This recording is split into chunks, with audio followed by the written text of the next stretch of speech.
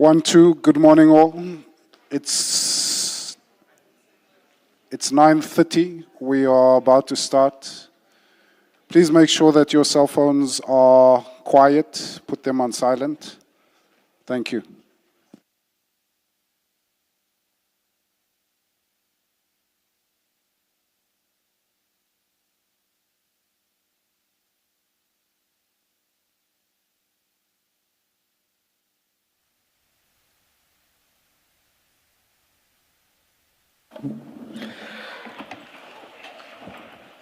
Good morning, Ms. Sigels. Good morning, Chair. I must still greet you as a senior. Good morning, Ms. Solo. Morning, Chair. Morning, Commissioners. Good morning, sir. Good morning, Chair. I'm not using your name because I'm surprised that we do not have Mr. Adams there. Chair, today we had subpoenaed JMPD officer Mr. Johannes Mokhatle, and we haven't received a statement, and Mr. Adams is of course still giving testimony. And so by agreement with his legal representatives who have apologized because they are running late, we've agreed that he should be postponed to a time to be communicated with him later in the next week or so. And we'd then request that his testimony be postponed accordingly and for a directive that his statement be filed by tomorrow. You are directed to file your statement latest tomorrow. Yes, Commissioner Tuso. Yes, and the hearing of your testimony is postponed to a date to be determined. Oh, I'm being told tomorrow. So you must be here tomorrow. My apologies, sir. Must find by a certain time, fix a time. Now you're confusing me. My apologies, Chair, to a date to be communicated. So I was right. To a date to be determined. Yes, and statement should be filed by tomorrow midday. If I say tomorrow, I mean, must it be by midday if you don't even have a date? Why can't you say tomorrow, by tomorrow? So there was nothing wrong in what I said. Your statement to be filed by tomorrow, please. I'm not stating a time. Thank you. You are excused. Thank you, Chair. Chair, I blame Commissioner Kumalo. No, I blame both my co-commissioners. They caused the confusion.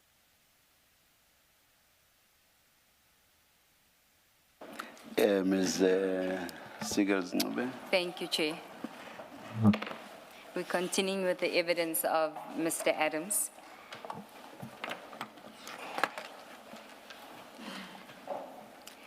Good morning, Mr. Adams. Good morning, Advocate. Good morning, Commissioners. Good morning, Mr. Adams. Commissioner, I'm a chairperson. Before we proceed this morning, if I may address the Commissioner, the chairperson in particular. Morning, Chair. Chairperson. Good morning, Mr. Adams. Thank you reprimanded me on 2 occasions yesterday for referring to you as chief. I just want to firstly apologize if there was any slight no harm was intended. In my view and in the manner I speak to you, it was meant as a term of respect, but I do understand that the term of respect required at this stage is Commissioner, not Chief, and I profusely apologize. And I will not do. I've actually made a note: do not call Commissioner Madlanga Chief. From where I'm sitting, we are past it. You apologized yesterday, and that's from me. That's the end of it. Thank you very much. Thank you, sir. Thank you. Thank you. Chair, before we continue with Mr. Adams' evidence, there's a matter about the recording that Ms. Ramsamy recorded the interview of Mr. Adams on the 6th of January 2025, where she had indicated during her testimony that she had recorded that consultation. The consultation is being made available to the Commission and to Mr. Adams on the basis that we are both entitled to listen to the recording And to the extent that there's any aspect that we would want to utilize on condition that it relates to the matters before the Commission only, we would be able to extract those clippings and play those clippings before the Commission. We had extended that offer to Mr. Adams yesterday after the proceedings.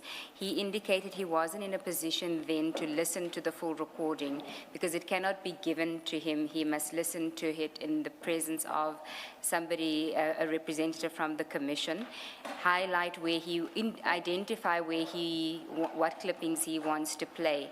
If those clippings form part of subject matter before the Commission, then we will trim that clipping and play it for the Commission to corroborate whatever proposition he puts forward to the Commission. He indicated that he would be in a position to do that today, so we've made arrangements for him to start listening to the recording at tea time and then at lunch, and if there's anything he wants to use, we will then address it at 2 o'clock when we reconvene. But in the meantime, the Commission has undergone that exercise for the portions that it wants to use, the evidence leaders that it wants to use, and we will be playing some of those clippings during Mr. Adams' testimony. But just to place it on record that that is the arrangement so that it cannot be said by anyone, in particular Mr. Adams, that we've cherry-picked the portions that we want to rely on. The entire recording will be made available to him. He can tell us what it is that he wants the commissioners to hear. If it falls outside of matters before the Commission, then the arrangement is that the commissioners will hear that recording, and hear what Mr. Adams says the recording says, or what import he wants to attach to it, and the commissioners can then publicly say whether they agree with what he says or not. That is to maintain the sensitivity of matters that were discussed that have nothing to do with matters before the Commission, because there were matters about ongoing investigations that was discussed in that meeting, Chair. Since this, I think the length is 2 hours, is it? 2.5 hours. 2.5. Now you referred to him listening over the tea and lunch adjournments. That's 1.5. Yes, Chair, we've listened to the recording. There's about a 45-minute break where there's no audio because they've either gone to have coffee or gone for a smoke break. So we think that he should be able to get through it in the full 1.5 hours. Okay. All right, thank you. Mr. Adams, I just want you to confirm that that is the arrangement that we discussed yesterday. Yes, it is, Advocate. Thank you, Chair. Mr. Adams, before we continue with the sequence of events, I just want to refer you to, I think it's file 9, page 3499.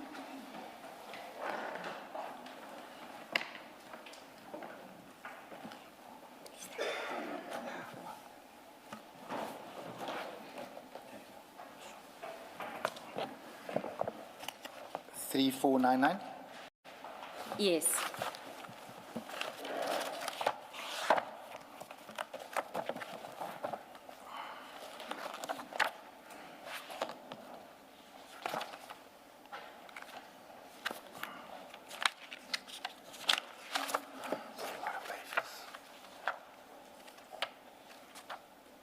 Yes, ma'am.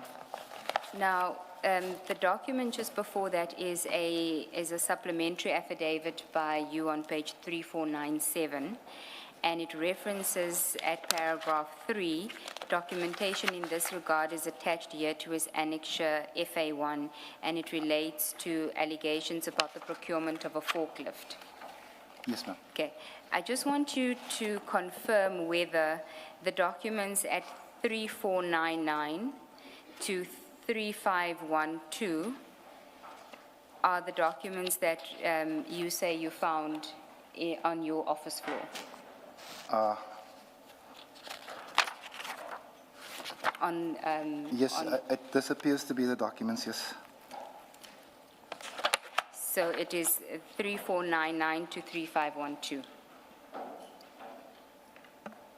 Yes, ma'am. Okay. But this is Is just... that, sorry, is that the sum total? Is that all the documents you received under your door? I'm trying to go through it as quickly as I can, Commissioner. No, take your time, and remember, this is only in relation to the forklift. So it would only be forklift related. As I understand it, you say there was a polygraph test in respect of General Madondo, and some personal information as well. So that wouldn't be. I withdraw my question then about these being the sum total. I withdraw that question. Thank you, Chair. Thank you, Chair.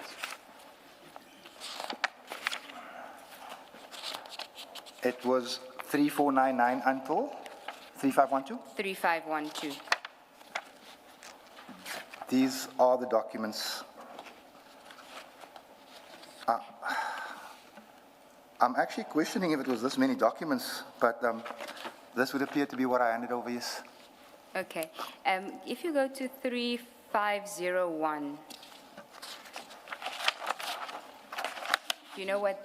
Because that seems to, it's a page with manuscript with an address on there. Yes, Was ma'am. that also in the file, or No, ma'am. This was not in the file. do you know that address? That is my home address, my former home address. Okay. So this document wouldn't have been part of that bundle. No, ma'am, but this is definitely my scribble. That's your handwriting? That's my handwriting. Okay. And it seems that it would have formed part of this FA1 that is referenced on page 3497, 3497. which is your affidavit, supplementary affidavit.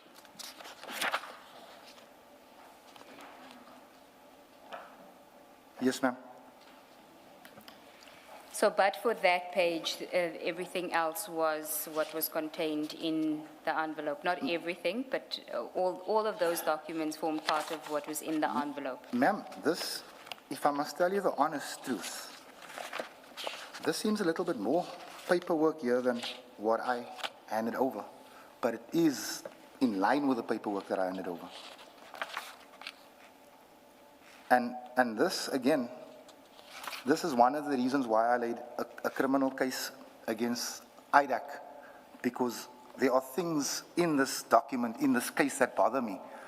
And if this investigation is ongoing, then I personally suggest, and the Commission must guide me, that I don't talk about this if it's under investigation. But I can tell you now, I handed over documents. The first one, 3511, yes. I can't tell you exactly, but this appears, and I may even be wrong, but this appears to be more documents than I gave them. Okay, let's just go through it. 3499 is an application for procurement of goods. Yes, ma'am. Do you recall that document? This is the one I recall. And that would be 3499 and 3500. Yes, ma'am. And then we skip 3501 and go to 3502. You did speak about confirmation, bank confirmations. That seems to be a bank confirmation. Yes, ma'am, that definitely was in there. 3502. I don't. 03. I could be wrong. I don't recall this. You don't recall the purchase I order? don't. No, I don't recall this, ma'am, and I may be wrong. 3504, definitely. 3504 is the statement. You do recall that? That I do recall. I can't say with certainty about the others. And I'm going to say, and I know this might not really help you, I'm unsure. And then 3505, which was the application for approval in the information note, confidential, marked confidential. I do not recall this. No. And when I see the confidential mark there, I do recall that. So the information note didn't form part of what was contained? What was that, ma'am? The information note that I'm referring you to, that starts on page 3505. That, yes, with a confidential mark on it. That wasn't contained in the envelope? No, that was. Okay, so it was? It was. When I see the confidential mark, it just strikes something in me. When you say that was, what do you mean? Do you mean it was contained? No, I do remember this one. I do Oh, remember that. okay. Just because of the the rest of it, like reading through it, but the confidential note there, I do remember that. Okay, so that would be 3505 to 3510. I do not remember. I do not remember, for example, 3508, and I'm not saying it wasn't there. I do not remember that. Well, it's part of that document. It's If you one look- document, it's one continuous Yes, document. yes, I understand that, Justice Madlanga, Yes. Commissioner Madlanga. What I'm saying is, in the sequence that it is, if you're asking me about, let's say the first page, 3505, the confidential note, I remember that. I remember the stamp clearly. What I'm saying is, if you're asking me, was 3506 there, I do not remember reading it. And I may have, if But the probability is that it the must, probability is that it was there. it must have been there. Yes. And 3510 has General Lushaba's title, his name, and signature. That you would have recalled. 3510? Yes. Yes, I believe I did. Okay. And I then- remember seeing this one. And 3511, which is the invoice.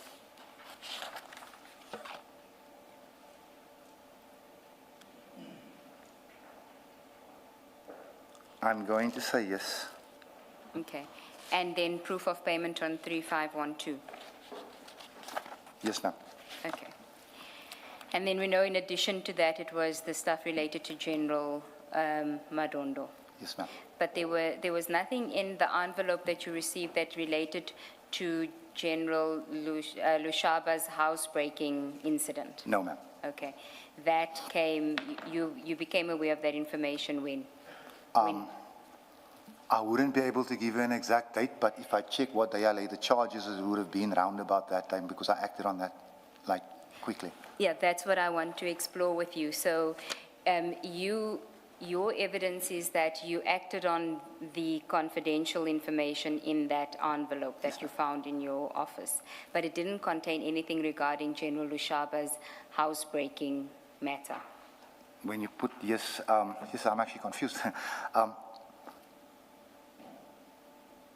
No, I was wrong. And if I can correct myself, if the commission allows me to correct myself, I think I was wrong. I don't think that was in the envelope. I do not think it was in the envelope. What do you not think was in the envelope? The General Lushaba issue. I do not think so. Now that you put it to me, Okay. I don't think so. And did you know about the General Lushaba housebreaking incident before you received these documents under your door? There had always been rumors about the break-in.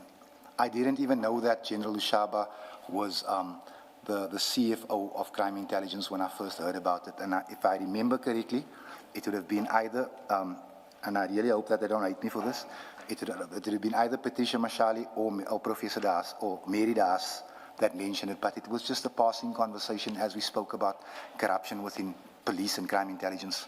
I'd heard about it. I had heard about it. Okay, and so you would have known about that at the time that you went to go and lay the charges? Yeah, I think I would have. And when you met with, you did your Section 27 affidavit for IDAC, and when you met with IDAC? Yes, ma'am. Okay. Now, the issues about General Kumalo and the vetting and the allegations about General Masimola and General Kumalo regarding General Kumalo's appointment as the head of CI, where did you get that information from? I would tell you on this issue, 90% of what I got from General Andre Lincoln. You got from? General Andre Lincoln. When I'm talking about like the things that were thrown at me, for example, General Kumalo didn't have a security clearance when he was given the job at Crime Intelligence. That was information I got from General Lincoln. When he said to me that his first clearance was cooked, it was fraudulent. That is something that I could not confirm until I spoke to Brigadier Tiani Shlongweni. Therefore, I didn't make a big issue out of it because I didn't have proof of it.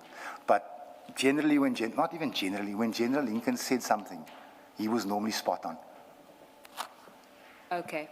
So he was your source for those other? In these cases, ma'am, and in others, but this was the man. He was my go-to. If I may, Commissioners. No, I'm rather not going to. It's fine. I had a conversation with someone this morning. I'd rather not. It's fine. Okay. Now, let's then move on to, just to recap yesterday. I understood you to say that we dealt with what happened with General Lincoln and the missing docket issue. Is it fair to say that you didn't mention General Lincoln to anyone before you appeared before ad hoc? No, ma'am. General Lincoln's friendship with me was never a secret. No, not your friendship. Oh. That he was the source of the information that your dockets had gone missing. I've never, if you look at the cases that I mentioned yesterday, the fraud and corruption within the city, in fleet management, in housing, I've never mentioned my source to anyone. No, I understand that. My question is more specific, so just answer the question that I'm asking. When you engaged with General Patikile, and we know you didn't tell him that General Lincoln was your source. When you engage with the IGI, you don't tell them that General Lincoln is your source as to the missing dockets, correct? 100%. And when you complain to the minister on the 1st of November, you also don't mention General Lincoln. No, ma'am. And when you when your matter is then dealt with by IDAC and you meet with IDAC in your section 27, you don't mention that, and you don't mention it when you meet with them on the 6th of January 2025. No, ma'am. Okay. And General Lincoln dies in May 2025. And then after he dies, you appear before ad hoc and then you reveal that General Lincoln was your source. When General Lincoln died suddenly, very suddenly, and he himself had said that when it's necessary, he will come forward. The fact that I don't mention him to the minister, to the IGI, to the IDAC, that's why it's called a confidential source. And also General Lincoln was in the process of fighting to have his pension paid out. It wouldn't have helped him in that, excuse me, I think Advocate Salo and I have the same cough this morning. I think that it wouldn't have helped him if the people that control the SAPs knew that he was fighting them. So I had no reason to mention the man. But the bottom line is you only reveal him as your source after he dies. I wouldn't have mentioned him if he was alive. Okay. Now, regarding Mr. Cameron, when you appeared before the ad hoc committee, you didn't mention to the ad hoc committee that you had mentioned the receipt of the confidential documents to ad hoc, to Mr. Cameron. I didn't. Why didn't you? I didn't mention it. I should have. The question was never asked. And to be honest, I was actually a bit upset at Mr. Cameron also at the time, come to think of it, because he moved heaven and earth, A, not to have me on the ad hoc committee, and 2, not to have me there as a witness. And in hindsight, I should have. I can't even call something that stupid an oversight, but I should have. And you didn't mention it in your affidavit before this commission No, either? ma'am. There's a lot of things I don't mention in my affidavit because I could be here for a year. I've given in my affidavit the evidence. Remember, I was under extreme pressure with the time frames given to get this thing done. And even then, I didn't succeed. There was a lot of things that I would have liked to have added. And even, was it yesterday or the day before, I was still sending late supplementaries. It was all about time, man. In this case, before this commission, it was all about time. I had days to get this thing done. And if you look at the volume of my annexures, I had to go and find them, I had to go and search for them, I had to go and ask people for things. It wasn't an easy task. Okay. Putting Mr. Cameron aside, did you raise the issue with the portfolio committee before you went to go and lay the criminal charges after receipt of the documents? I did raise it with the portfolio committee. I would lie to you now if I told you it was before or after, but I did raise these issues. Okay, you did raise it with them. Okay. I'm just trying to think. The portfolio meets on a Wednesday, once a week. I think I laid these charges on a Thursday, so it would have been after. And please don't, if I'm wrong, but I think it would have been after. You see, I find it curious that you're before the ad hoc committee. Mr. Cameron is in that ad hoc committee, and you don't mention, remember, Ian, I had actually told you about this before I laid the criminal charges, and I raised this with the portfolio committee as well. You don't mention that in your evidence. Sorry. I didn't, and you know what is even stranger than that? That on the day that I'm testifying, Honorable Cameron absents himself from it. If he was there, I can guarantee you I would have raised it. He wasn't there. When the cross-questioning happened, and the cross-questioning was brutal, my biggest critic wasn't in the room. Okay. Can I take you to the transcript of your ad hoc testimony? That's on 4049. Oh, it was in here, sorry. Thank you. Sorry, it's 9B. 9B. It's 9A. I've got 9B. Same file. 40? 4049. No, I think it's this one. No, it's not this one. Oh,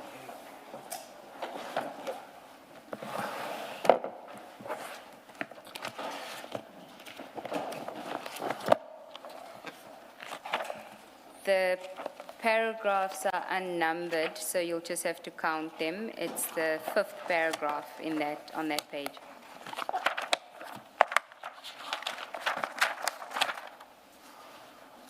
Fifth paragraph. Yes, it starts with Mr. Adams. Just before you go, and I am sorry to interrupt, you're being questioned.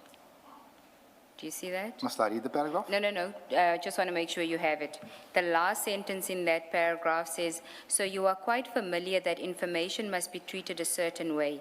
You mentioned a mistake in your statement. I do not think your answer that you are not an Excuse me, investigator. Advocate. Excuse me. I'm at the 5th page of 4049. Yes. You're telling me the last sentence. No, count 5 paragraphs. Yeah? 1, 2, 3. I'm on 5? Yes. And then Advocate Magotsi. yes, and Okay. then there's the last sentence of that paragraph. So the last sentence in my 1, 2, 3, 5 says, you mentioned a mistake in your statement. Yes. Okay. I do not think your answer that you are not an investigator is sufficient. Do you see, are you with me? Yes, I'm with you. Because you know better at a portfolio committee, as a portfolio committee member, then you answer. I actually do agree with you, Advocate. So on the issue of the validation of the documentation, I had no means to do that.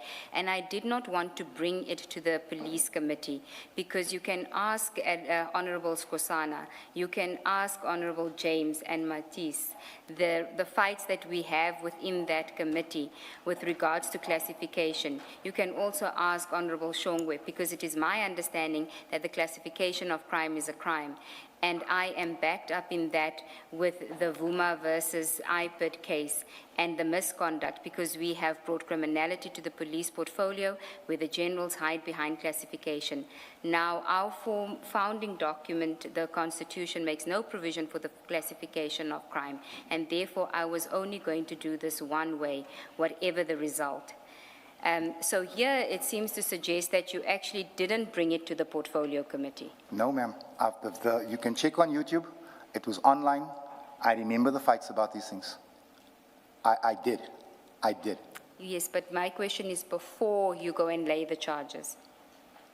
Oh, did I bring it to the portfolio before I lay the charges? That's why I said to you, I was unsure if it was before or after, but I did bring it to the portfolio committee. Yes, her questioning is also in line with before the charges, because she's saying to you, receive the documents, you know how to handle them, why don't you report it to the portfolio committee? I am confused as to the handling of the documents. I received the documents. That's a fact. That is something that I've stated many times. Handing it to the portfolio committee wouldn't have done anything, but I did mention it to the portfolio committee. I was never going to take it to the portfolio committee because the portfolio committee is not an investigative body, it's an oversight body.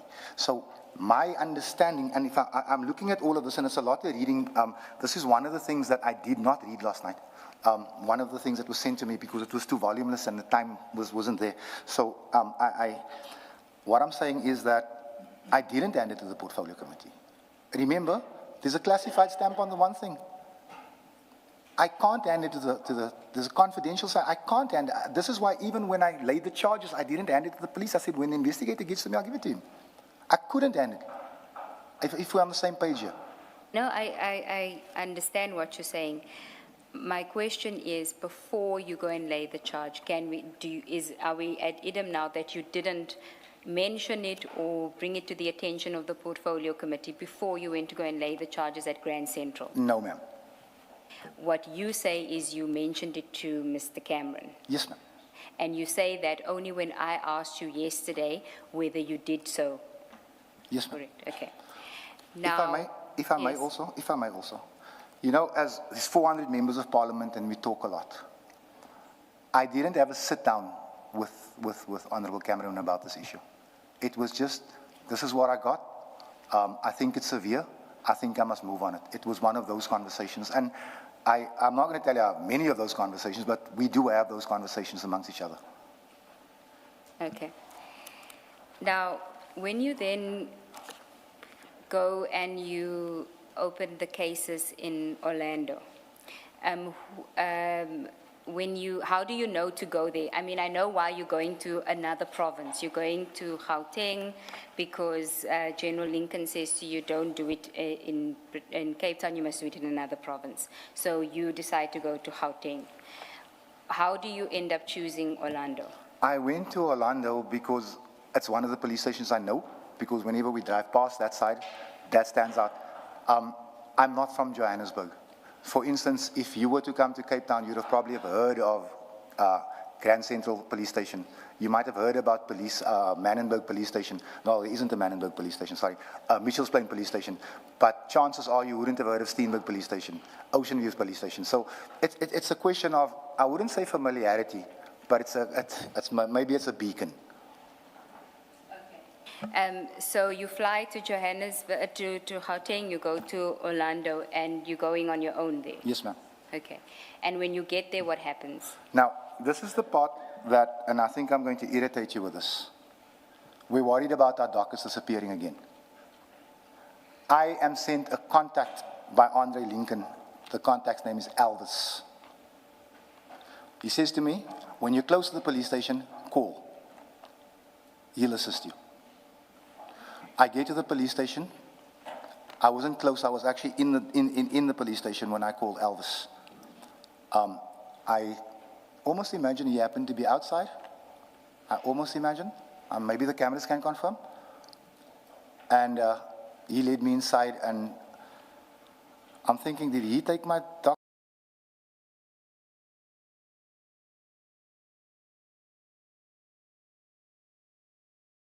Did he take my statement, or did he? Oh. Okay. Did you know?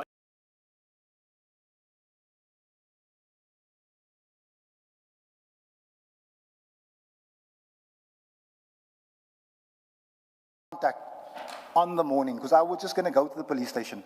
On the morning, General Lincoln sends me that, and he says, speak to this guy when you get there. First, he asked me, are you still going to Orlando? I said, yeah. He said, speak to this guy. Okay, so General Lincoln knew you were going to go to Orlando specifically. Okay. Go to page... Is he the one that said you must go to Orlando? How do you pick Orlando? I said I was going to. You know, that's one of the police stations that I would know in Joburg. I wouldn't know many others. So you had been to this police station before? I had met someone there before. You had been to... I had met someone there before. I have some family members in Joburg, and I was lost one day, and I was told, meet me at Orlando Police Station. It was that kind of situation.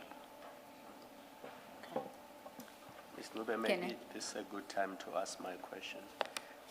Mr. Adams, there was a lot of activity in December 2024, and a lot of it involved Mr. Brown Mokgotsi assisting people with opening cases in Soweto. Did you, by any chance, speak to Mr. Brown Mokgotsi around November, December 2024?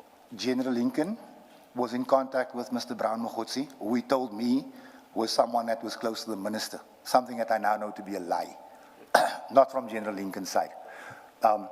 I had met Mr. Mogotsi, not met, spoken to Mr. Mogotsi, sorry, on the phone once. Take it slow. When did you speak to Mr. Mkhotsi? I couldn't tell you if it was November of 2024 or December of 2024 or January of 20, but I had spoken to him on the phone once.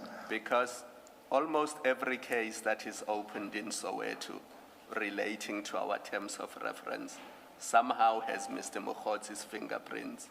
So listening to you, I suspected that you end up in Orlando because that was Mr. Mkhotsi's idea, and I could be completely wrong. That's why I needed you to ask the question so that you can assist us. What was Mr. Brown Mkhotsi's involvement in you ending up opening these cases and opening them in Soweto? And what was his communication with you and Mr. Lincoln? From my side, there was no communication with Mr. Mogotsi. Not on that issue. My communication with Mr. Mogotsi happened on the phone with Andre Lincoln regarding... It was a three-way call. No, I was at his house on the day. He was speaking to him. You were at Mr. Lincoln's house? I was at Mr. Lincoln's house. And it was in November 2020? I couldn't tell you that. But it was before you opened these cases? I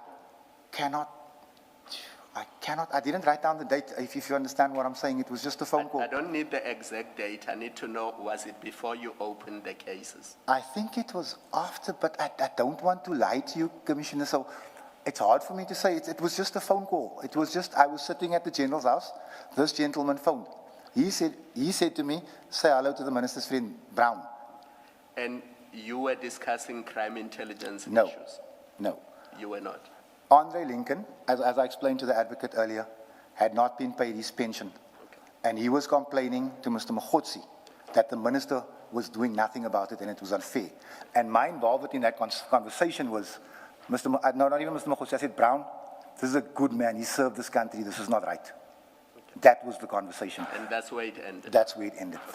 And then did Mr. Lincoln say anything to you about Brown Mogotsi assisting to open the cases? No, sir. No, thank you. Okay, go to page 3912 of 9B. Same file? Yes.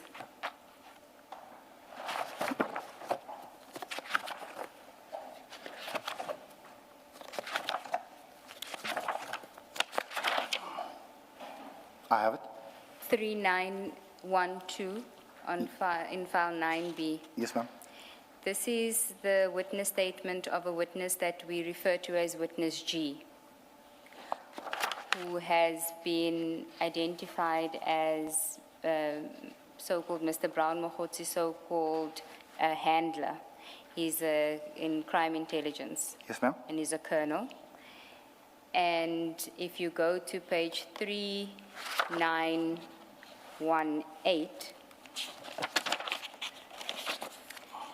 this is part of his statement where he was asked about his relationship with Mr. Fadiel Adams. And he says, I have known Mr. Fadiel Adams while he was an activist prior to him being a member of parliament associated with the National Colored Congress. And he was asked your involvement in assisting Mr. Fadiel Adams to register a case in Orlando Police Station, including the type of allegations and or charges thereof. He says, Mr. Adams contacted me telephonically requesting assistance to open a case. I informed him that I would be in the vicinity of the Orlando precinct policing area the following day and that he could meet with me at the Orlando police station in the afternoon. The following day, when Mr. Adams arrived at the Orlando police station, I referred him to a detective and informed the detective to attend to Mr. Adams by taking his statement and or opening the case. I did not ask Mr. Adams the details or nature of the case he was opening. Now, do you know witness G? This is the man that I described as Elvis. Okay. And did he assist you in opening this case? I called him. I did call him, but I think he's got his details wrong, the sequence of events. I called him, and I told him that I would be coming to the Orlando police station. I see he's saying that he would be in the vicinity. Maybe he was in the vicinity, but I told him I would be coming there. I see on the previous page that he's, I don't know if that's in, let me just check. Where's the sword now? Sorry about this. He says, I don't know, well, he doesn't say that he's a, no, I thought it said he was his handler, sorry. But as I say, I contacted him when I was at the police station. I was at the police station. I thought he worked at the station. Well, he says you contacted him before, so the day before. No, ma'am. Because he says the following day when you arrived at the Orlando police station, he referred you to a detective. So you had the discussion the day before. No, ma'am. I called him on the day. I received his details at the airport, but literally as I was getting into the Uber. But he says that he's known you as an activist prior to you being a member of parliament. Many people know me, ma'am, because of my activism. I've been on TV many, many times because of Gatvol Capetonian and the National Colored Congress. I do not know this man. I've seen him once at the police station on the day. If he's inferring that we know each other, we don't know each other. So it was him that chose the Orlando police station, not you? No, ma'am, it was me. So he's lying? I wouldn't call him a liar because I don't know him well enough. I think he's got his details mixed up. It was a long time ago, and I am here. And you say he called you, or you called him because you got his details from General Lincoln? Yes, ma'am. Okay. I thought, the way I see it, he and General Lincoln knew each other. General Lincoln said to him, listen here, we've got a serious case. The dockets are disappearing. Can you assist? I don't know if General Lincoln told him I'm coming to Orlando. I don't know any of that. I was going to Orlando. I called him when I was there. He was there. And now that you've mentioned it, or now that he said it, I'm still unsure myself if it was he that took the statement or if he assigned me to someone, but he says that he assigned me to a detective and we can check in the docket. And did you know that, so are you saying that you only spoke to him that one time? Yes, ma'am. Okay, and never again? Never again. And never before? No, ma'am. Okay. So you wouldn't be aware that he has a long-standing relationship with General Khan? No, ma'am. Okay. And you wouldn't know that him and General Khan are friends? I didn't ask any of that, ma'am. And did you know at the time when you spoke to him that he was Mr. Mohotsi's handler? I suspected that I saw something like that. That's why I went looking for it. I did not know. Remember, at that time, the country didn't know that Brown Mohotsi was I don't know if he is a CI, but the country didn't know it. I had been introduced on the phone to this man, and afterwards, well, before, sorry, I was told this man is close to the minister. I'm assuming he's a person of influence. I didn't know he's a CI. And when you met with the IDAC officials and they asked you about this, what did you tell them when you were asked by Ms. Ramsamy about going to Orlando? Why did you pick the Orlando police station and whether you had any contacts there? I would need to listen to the recording to confirm that. It was a long time ago. Okay. She did ask you that question specifically. Would you have told her about the person that you refer to as Elvis? I'd need to listen to the recording first. Okay. We'll listen to the recording. But so what you're saying is that it is coincidence that the person who assisted you with opening these dockets in Orlando is also a person who is from crime intelligence, a friend of General Khan, the handler of Mr. Brown Mohotsi, who has an association with Minister Mkhunu, who you complained to the very next day about your missing dockets. I am low-key surprised by some of it. Not that much surprises me about the SAPs these days. I have no association with General Khan. I've seen him at a dinner that was organized for Imtiaz Suleiman. I don't know where I fit into all of that. My relationship with Elvis is based on a WhatsApp contact that I was sent by my person. Whether they knew each other, whether General Lincoln knew General Khan on a personal level, I don't know. He spoke of General Khan on and off. I've got nothing to do with any of that. So, if I understand it, General Lincoln, who was a retired general at the time, had so much knowledge about what was happening within crime intelligence that he was feeding you this information. I would say yes. Okay. And do you know where he got the information from? Ma'am, if only yes, that man knew so much about SAPS, about the underworld. I mean, it was his job. He was the head of the AGU. There was literally nothing you could ask him that he couldn't answer you on in these terms. If you mentioned a policeman to Andre Lincoln, he'd tell you that's a good guy. Nope, don't bother with that one. He was in terms of SAPS, he was a walking encyclopedia.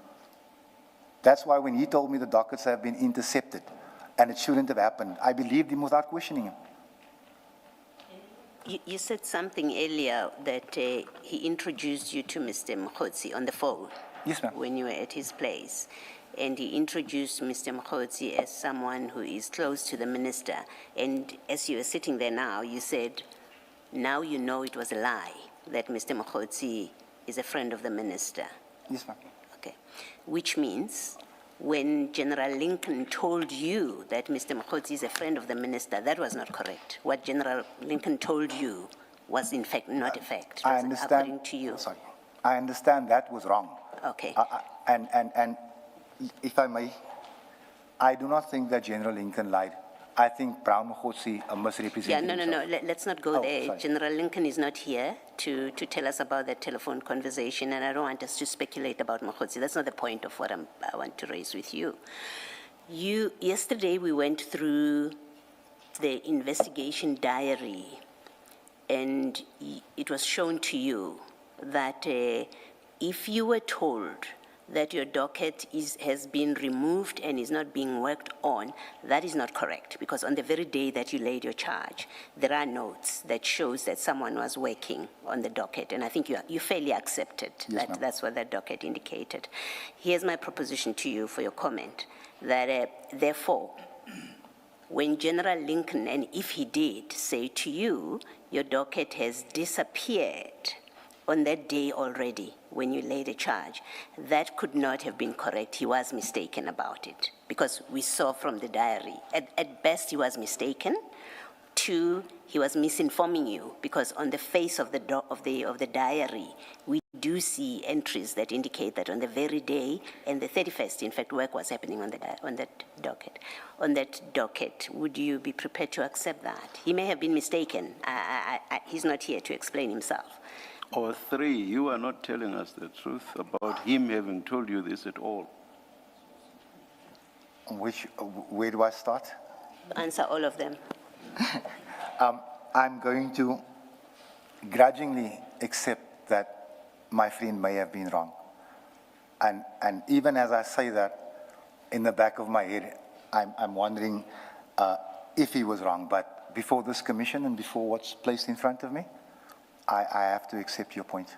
And to you, Chairperson, I'm not lying. You see, the great problem, and I'm sure that's what Ms. Segal's Ngube is leading up to, the problem is there appears to have been unseemly haste about all of this. You've just laid a charge. You immediately rush off to Johannesburg to lay the same charges. There was just unseemly haste, as if there was something behind all of this. But you may comment if you want to. Yes, Chair, I will.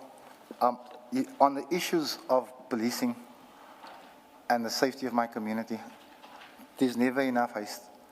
There's never enough haste. That is why I respond immediately. Your community being the South African populace, or who are you talking about when you say your community? I'm talking about the Cape Flats where I reside, sir, where the war's on. There's never enough haste. Last night, I haven't checked the figures. I can tell you now, last night, 7 to 12 people died on the Cape Flats. There's never enough haste. So I understand your point, and I concede your point, that it might seem like it was in a hurry. But I try to get things done immediately. So I do concede, I consider what you're saying. And if I was sitting there talking to you, I might hold the same view. But if you see the view from where I'm standing, there's never enough haste. If I could have left on the same day, I would have. Earlier you mentioned the airport in response to one of the questions by Ms. Segal's Ngube. Did I hear you correctly? I think you did mention the airport. I mentioned receiving the contact at the airport. Yeah. Airport. Was that the same day you went to Orlando Police Station? Yes, Chairperson.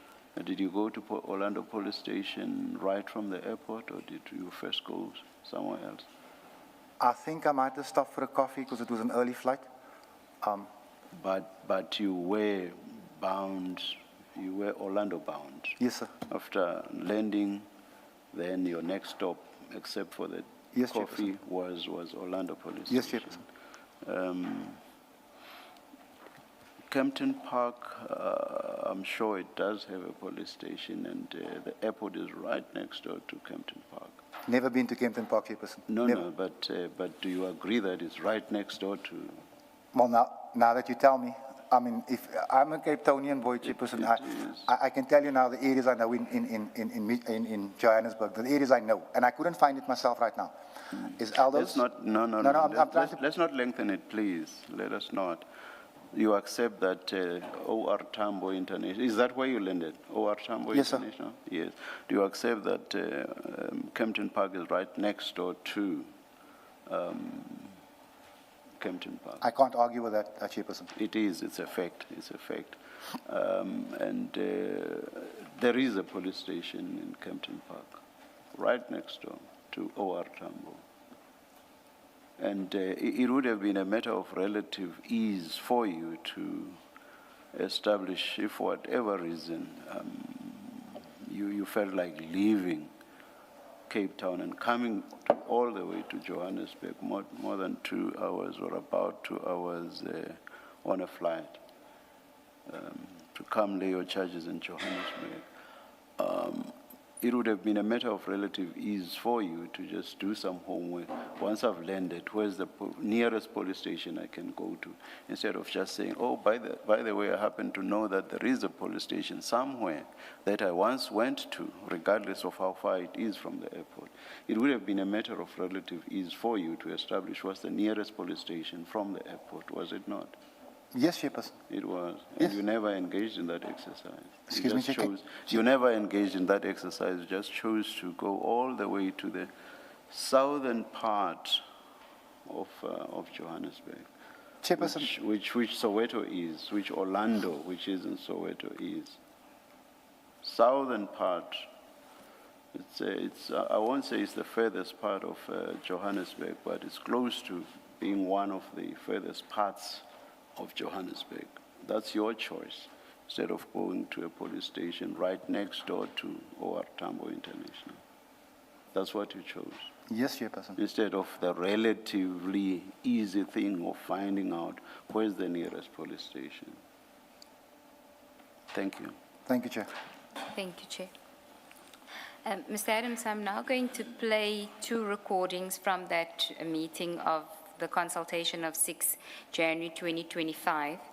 The first is the introduction. It's a short clip. And then the second is where there's a detailed discussion about you laying the charges.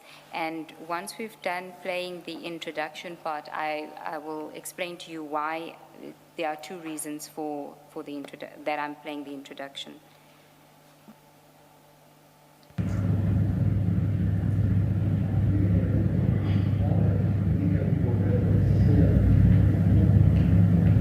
Good morning, everyone. Good morning. That's Advocate Ramsamy. Advocate, how are you? Compliments this season. This one? Who's the stool? Soon to be senior investigator. That we need those headphones which you gave us rather unexpectedly. I did say that it should be ready, Chair. I'm not sure if they do have them.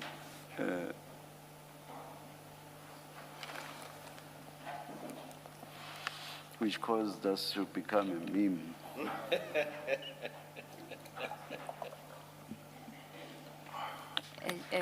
Chair, Mr. Michael said we'll need to take a short stand down for them to just arrange. Do you want maybe us to ask a few questions before, so that we don't come back and ask later, just to save time?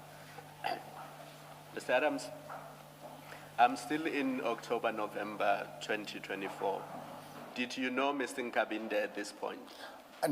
Chairperson, I heard of Mr. Nkabinde after I had laid the charges and complained to the minister. So to answer you categorically, my first conversation with him was when he called me, maybe a week after his office had made the IDAC referral. No, it was less than a week, to ask me if the IDAC had contacted me yet. So you did not know him before you laid the charges? No, That's no, my sir. point. No, sir. Okay. Let's find out, you went to Orlando to lay the charges, and then you also went to Langlaagte. Was it all done on the same day? No, Chairperson. No, Commissioner. Sorry, man, I'm getting the titles mixed. Can you just explain which was done when and why you decided to split them into Orlando and Langlaagte? What happened in that case was I had laid the first batch of charges at Orlando, if my memory is serving me correctly. Those were what? Which cases are those? Those were the same cases where the dockets were intercepted against General Madondo, Lushaba, and Kumalo. Okay. And just on that case, Commissioner, just to give you some clarity on that topic, if the inference is that I knew that the man I know as Elvis was related, involved with General Khan, I would have surely have given him, the information I had. I didn't. I opened the dockets and I left. I would hand it over when the investigators come. The second matter, and I'm actually trying to think if it was the Makwele matter that I went to go lay at Orlando, because we laid quite a few charges, is that information came to me later. And because I no longer had trust in Western Cape SAPS, and as you say, it might have been misplaced, I decided to go to Joburg again, because we were seemingly getting results here. So the Langlaagte case was laid on a different day after you had gone back to Cape Town and you came back up here for that? Yes, ma'am. Okay. And Langlaagte is what? Is it just the Lushaba matter? I'm trying to think which case it was. All of them? Excuse me? I say, is It it was just the the Lushaba Lushaba matter. matter? Just the Lushaba matter? Yes, ma'am. Okay. The same one that you had laid in Orlando? No. Cape Town. I'm just a little bit confused. I might need to look into the dockets. I think it was the Makwele matter, if I remember correctly. I'd need to look at the docket. Langlaagte is Mukwele? Yes, ma'am. Okay, thank you. How did you know how to split the charges? Sorry, Ms. Siegels. How did you know how to split the charges? So when you first opened the cases in Cape Town, you opened 3 or 4. How did you know how to split each of them? May I answer? Yes. I was trying to make it hard for whoever was trying to collect the dockets, if you understand what I'm saying. So it was a deliberate decision to separate them Yes. into separate dockets? Yes, but also more information came from. Because you did it on the same day, so I'm curious to know, you said you wanted to open 3 separate cases or 4 separate cases when you got there. What did you do exactly when you got there? So, was it on the same day? Yes. If it was on the same day, the reasoning is, like I say, I didn't want to trust the dockets with just one person. That is what, and this is something that I had discussed with people, that maybe we should just spread it around, make it harder for them to collect. That was the thinking. I mean, it might sound a little bit far-fetched to you, but we were desperate to get these And things. nobody advised you to do that, it was your decision? No, that was consultation with General Lincoln and a captain on the phone whose name I don't remember. We were on the phone, and he said, just move it around a bit if you can. And no politician influenced you? You didn't speak to any politician about the cases you wanted to open in Cape Town? Other than Ian Cameron, I didn't speak to anyone else. Ms. Ngube, you wanted to correct something about Langlaagte? Yes, Commissioner Baloyi, Langlaagte is the forklift matter. And just on Chair's point, there is a police station at the airport, at OR Tambo Airport. You aware of that? There is a police station at every airport, but my understanding, just like Parliament's police, they also have limited, they've got a very narrow scope. Like, for instance, I don't think parliamentary police can do investigation. Their job is to secure Parliament, look after the VIPs, that type of thing. And I'm almost 100% sure that the airport has its own scope, that they must secure the national key points. I don't think they have time or resources for investigation. I do take the Chair's point that Kempton Park is right next door. And you didn't go. And when I think about it now, it would have made sense. But for me, in my head, there are a few police stations I know. I complicated things with that, but thank you, Chairperson. Maybe maybe, I know, sorry, Ms. Ngubede, to be jumping in. Maybe tell us, who are the people that you discussed this with, the laying of the charges? Because you've just said something very important. You say that when we discussed it, we said, let's lay many cases or something, I paraphrase, so that none, if one takes the others remain. Who did you discuss? You spoke to General Lincoln, you tell us that. Who else did you discuss your intention or your plan to go and lay criminal charges arising from whatever information you have? It's certainly more than General Lincoln, because you do say that when we discussed it. If I have to mention people, Commissioner, if you will provide, I might as well mention the names. The one is Honorable Sakina Frenchman, who is a fellow MP. I didn't show. Who's that? Sakina Frenchman. Mm-hmm. I can spell the name for you later. It's a little bit. I can write it down for you. We've seen it in your email. That's the one. You don't need to do that. The other one is a colleague of mine within NCC. He's Councillor Nazmi Jacobs. And the other one was the I can't remember this captain's name, but I know he was in firearms control. General Lincoln had him on the phone one day while we were talking about this. So the decision or the idea to lay charges is a matter that was discussed and planned by a group of people. You've given us 3 names, General Lincoln and now you. So all 5 of you agreed and planned to lay charges and how you were going to go about it so that the dockets don't disappear. Commissioner, to put it like this, laying the charges was something that I had discussed with General Lincoln, and I told Honorable Sakina Frenchman I'm going to lay charges. When those dockets end up in Pretoria, we sit down and we discuss how to prevent the dockets disappearing again, how to make it harder. And that is what there was no plan to go and lay initial charges. And if my information that the dockets had disappeared, if that doesn't happen, then I never come to Johannesburg to lay charges. So I think you say Honorable Sakina, that's a member of parliament. She's a member of parliament. So there was the involvement of a politician. Other than you, there is a politician that was involved in the decision to lay charges and how you are going to do it. Because you do on your own ways. Let me finish. And if you have any doubt about what you said, the record will reflect that. On your own words, you say, we discussed this and how we are going to do it. Let's lay many charges, open many dockets, so that when they take one, the others survive. So there's a discussion with people. What I'm clarifying now with you was, certainly from your testimony now, we know there's another politician that is involved in the discussion plan and the how about to do it, decision to lay charges.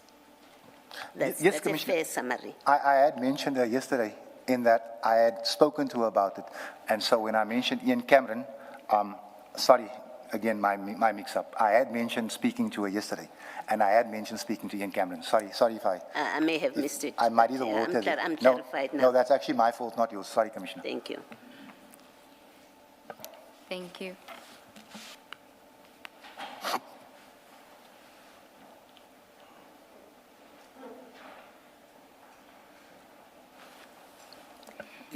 If you have something else to continue with until the tea break, perhaps that's what we should do. And we can do that, Chair. Yes. Can we then just deal with what happens after you lay the charges at Orlando? So that's on the 31st of October. Okay, which page do you want me to go? I'm asking the timeline. So on the 31st of October, you lay those charges and you get the case number immediately, the case numbers, right? Yes, ma'am. And then we know that the very next morning, you write an email to the minister. Why did you do that?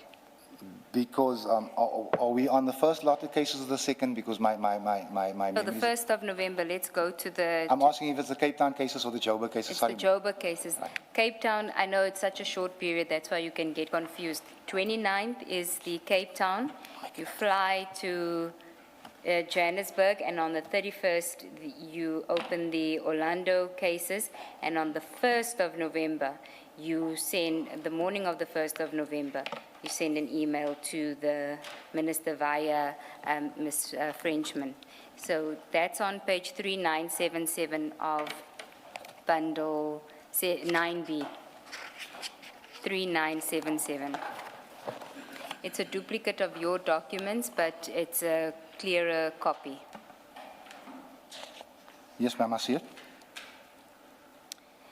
So it starts at the bottom of 3977, Sakina Frenchman to Edward Senzongunu on the 1st of November at 8:21 a.m. Charges laid by NCC. NCC would be your party. Yes, ma'am. If you look at the next page, 3978, you'll see that although it's from her email address, it says regards Honorable Fadiel Adams. Yes, ma'am. And if we then go back to 3977, it says to Minister of Police, 1, I have opened cases in the Western Cape on a number of senior SAPS personnel as per the following case dockets, as per Grand Central, and then it gives the case numbers. 2, I was told that the dockets were intercepted. Now, let's just pause there. So these are now the Cape Town dockets that you were told was intercepted. Yes, 3, in my quest for justice, I traveled to Gauteng and opened the following dockets as per Orlando SAPS, and you give the name, the numbers. 4, however, I have also been notified that the Gauteng Police Department has followed the same modus operandi as the Western Cape PC and is interfering in the investigative process. And let's pause there. Laid the charges the day before. At 8 o'clock the next morning, you know that Gauteng Police is adopting the same modus operandi. Based on what? Again, the man with insight into these type of things. No, Mr. Adams. You have the CAS numbers now. You cannot rely on a dead man every time. Ma'am, it's unacceptable. I understand your frustration. Let me explain mine to you, if you will. Please, please, just give me 1 second. I will explain it to you. So, what we all know, all of us, is that the South African Police Service covers for each other. I've been told these dockets are about to disappear. I'm going to give you an example, and please write this down. Before you give me those examples, this is the man that says to you, go to Orlando. So he must trust Orlando.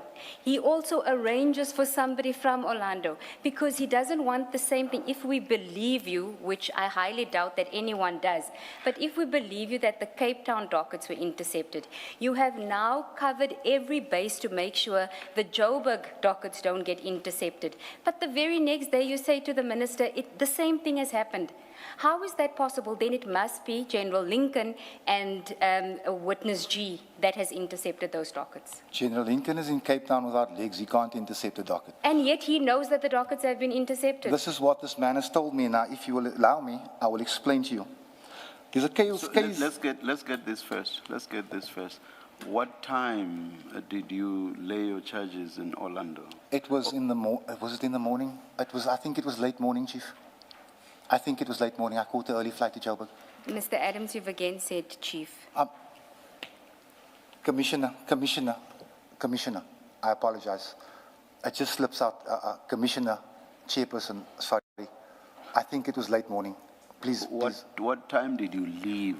You may be referring perhaps to the time you got there. What time did you leave Orlando Police Station? I wasn't there very long. I wasn't, maybe an hour, maybe less.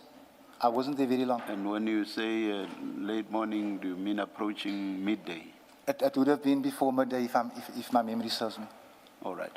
Please, I just wanted to understand the timing. So late morning and then 8 a.m., Mr. Adams is writing the email. No, please continue with your question. Thank you, Chair. Yes. So you say that by 8 o'clock the next morning, you are in a position to say to the Minister of Police that your dockets in Johannesburg have also been intercepted? Yes, ma'am. Okay, what information are you given to make that conclusion? If I can put it into context for you, I've laid 3 charges against 3 senior members of SAPS.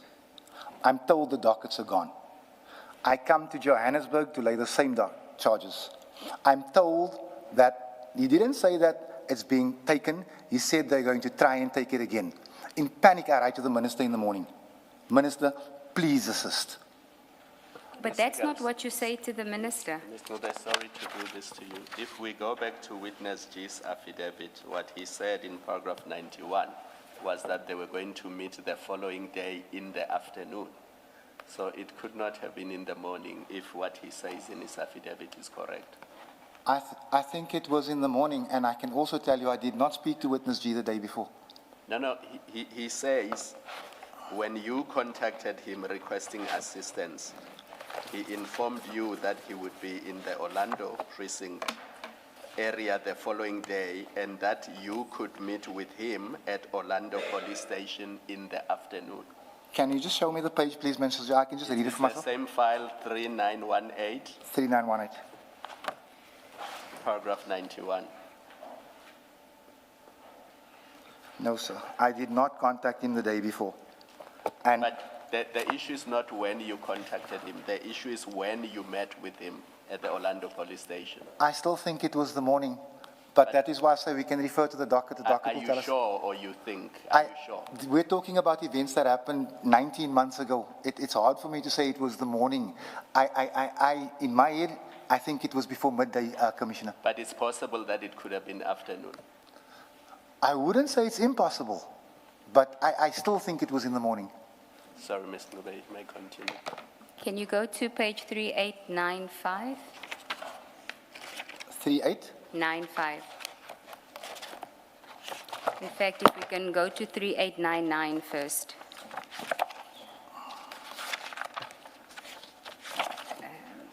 And just to show you what document we're dealing with, my apologies, 3897 is the start of the document. 3897. And you'll see that is one of the dockets, 403, 389. I have 3897. 3897, you see that's the front cover of the docket. Yes, I do. And then if we go to 3898, that is your A1. Yes, ma'am. If you go to 3899, you see the commissioner's stamp. Yes, ma'am. Do you see the time? It's 1:30. 1:30. Yes, ma'am. Okay. So work off that timeline. So, if I got to the police station around about midday, I would have spent about an hour there. I think that I'm not far off. I'm not far off. Okay. So it's 1:30. So what happens between 1:30 and 8 o'clock the next morning? I'm told by General Lincoln they're trying the same stunt again. That is exactly what... You're told? Oh, please repeat that. I'm told by General Lincoln that they're trying to intercept the dockets again. Now, Commissioner, if I can just put it into context for you. I just want to show you something. I actually wasn't going to mention this, but if you will allow me, sorry. There's a case, Kales River case. It's 771 of 10/2010. This is a rape case against a senior general. It's never been investigated. The docket has been shelved. Maybe that has happened. No, I just... No, let me say, because we do have limited time, so, and I think you do have a lot of things that you would like to share, but let's come back to the question. Maybe what you're about to start now has happened, but that's not what we are discussing. You're being asked a specific question by the chair. What were you saying General Lincoln said to you? General Lincoln told me, and I wouldn't be able to tell you the time, but on the same day, and if I want to quote him, he said something along these buggers just won't stop. They're about to do it again. Those were the words, and that prompted me to mail the minister. Now, in my as I sit here, if indeed they were planning to confiscate the dockets, the minister would be the right office to email. It would be the right place to call. That's why the minister's there. But that's not what you say in paragraph 4 Paragraph 4 of the letter to the minister. Can I see? 3978. 3978. You're not saying they are about to do the same thing they did in the Western Cape. You say they've done the same thing. They're interfering in the investigation, in the investigative process, and this is less than 24 hours after you laid the complaint, and you represent to the minister that your dockets have been intercepted in Gauteng. That can't be, because your explanation now is General Lincoln said to you they're about to do that. So you were misleading the minister in paragraph 4 if you tell him that they have intercepted your Gauteng dockets. Because your explanation now is General Lincoln said to you they're about to do that. Why do you say to the minister, less than 24 hours after you laid the charge, why do you say to the minister, what happened in the Western Cape has now happened in Gauteng, when that is false? I think I preempted that, to be honest with you, Commissioner. I'm saying I've also been notified that Gauteng Police Department has followed the same modus operandi, which means they're taking the dockets or have taken the dockets, which I think is out of context on my side. It is not a deliberate attempt to mislead the minister. It is me saying to the minister, please act. That is what I'm saying. Please act. So you accept that General Lincoln, if he is the one that spoke to you, you accept that General Lincoln didn't say to you, the Gauteng police have intercepted your dockets. You accept that? No. Yes, he didn't say they've taken, sorry, not no to you. He didn't say they've taken the dockets. Yes, and so what is in paragraph 4 is in fact false. No, That you say to the minister, it may not have been your intention, you're explaining it now, but we are now looking at the text of what you said to the minister, and I just want to simply clarify beyond doubt that paragraph 4, to the extent that in its terms it says the police in Gauteng are doing exactly what happened with your dockets in Cape Town, was in fact false. I will concede that I could have worded it better, Okay. Commissioner. I could have, and maybe I should stop being in such a rush with everything. I could have worded this better. All right, thank you. But you are a member of parliament, and you don't give this process any chance. You draw conclusions based on what somebody who has no involvement in this investigation. He has absolutely no involvement. In fact, he's the one that says to you, go to Orlando, and I've got a guy that's going to help you. So you should be able to trust that process. Now he comes to you and he says to you in the same breath, they're trying to do the same thing. Why don't you say to him, but what are you basing this on? You're the one that said to me, go to Orlando. I didn't ask him that, but my thought process is that a general's a lot more powerful than a colonel. It was a colonel that helped us, and from where we're standing, it is people right at the top that are taking the dockets. That is my understanding. But you don't know that, right? You don't know it as a fact. And my point is that you stand in a position of trust. You are a member of parliament. Surely you understand what comes with that role. You have access to the minister. You are actually abusing your position as a member of parliament to report this matter to the minister, where there are legitimate cases, and I don't disagree with you there, of dockets going missing, where exhibits, important exhibits like firearms and projectiles and all of that goes missing with the docket. Your docket has no evidence. It is just an A1 statement. You don't even provide documentary evidence to substantiate your allegations, and yet you go to the minister using your position as a member of parliament to have him do what? Intervene. The very thing that you want to prevent in your cases, you want the minister to do that. You want him to intervene in an investigation that you are not giving a chance. Can you see what the problem is? I can half agree with what you're saying, but I've sent the minister's office 2, maybe 3 emails going on 3 years. I have access to the minister. I don't abuse it. This, in my view, was serious. This, in my view, is people trying to stop people, us holding people accountable. This, in my view, was necessary. And you may hold a different view. But I did not abuse the minister, and I certainly did not ask the minister to get involved in the investigative process. I asked the minister, and if you read paragraph 5, to intervene and ensure the integrity of the investigative process. That's all I'm asking. Now, was the investigative process, was it being allowed? In my view, no. In the view of the commissioners, yes. And it's up to them to make that determination. But I feel that as a member of parliament, I had every right to send that email, as I had every responsibility to lay that case.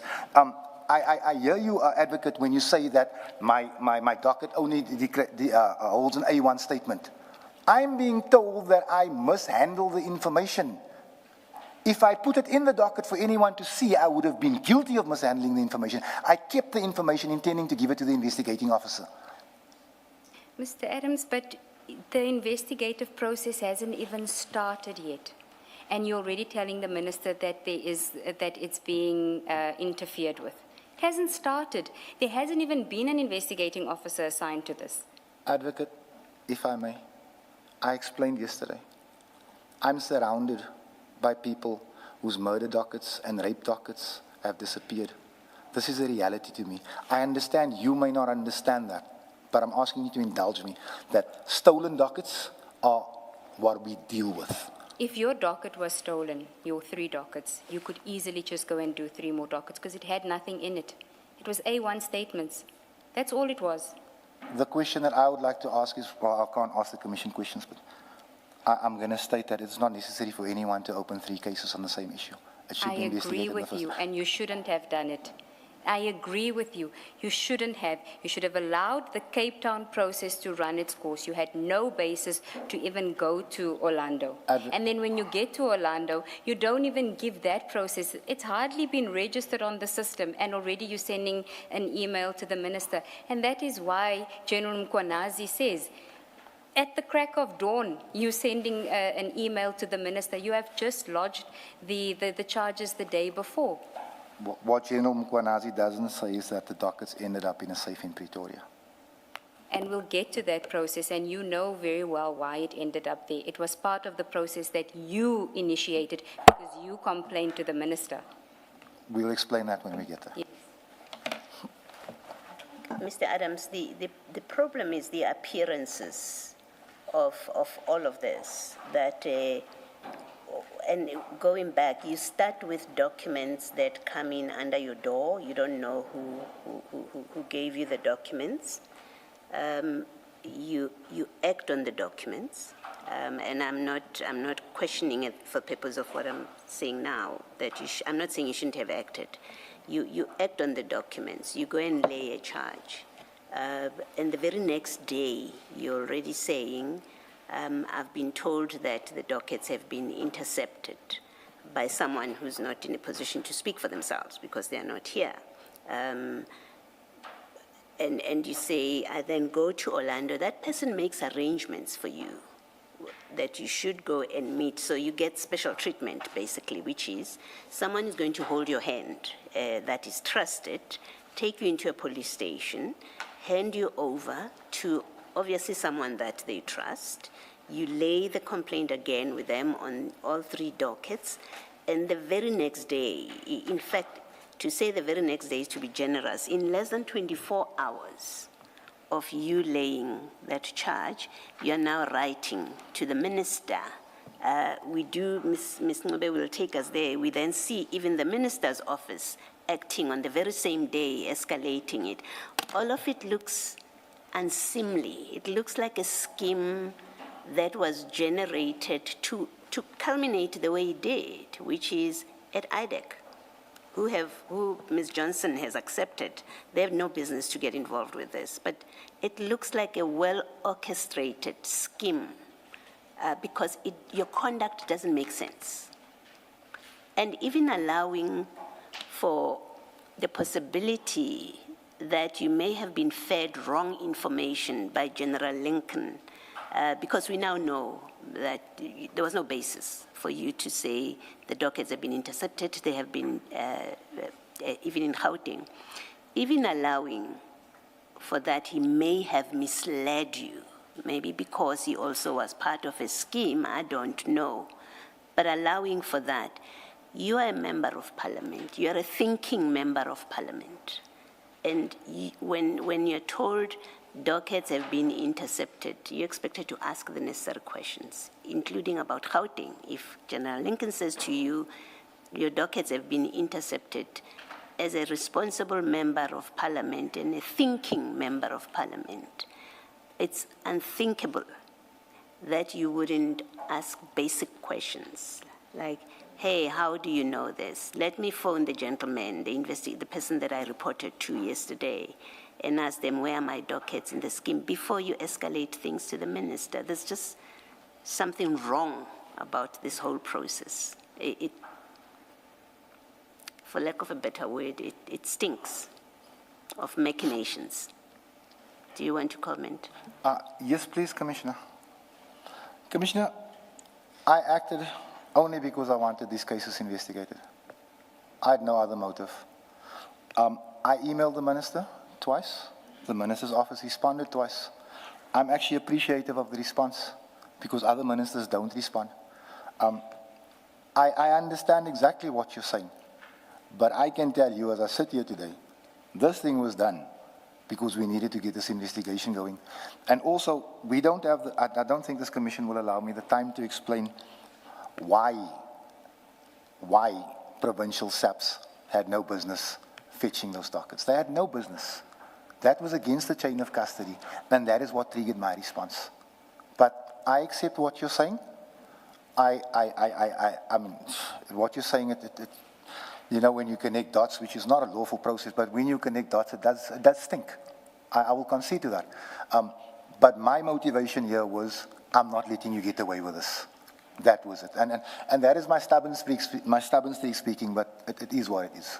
Maybe lastly from me, I mean, you speak of the serious cases that you have to deal with on a daily basis, the killings, the rapes, which no one will argue with you against.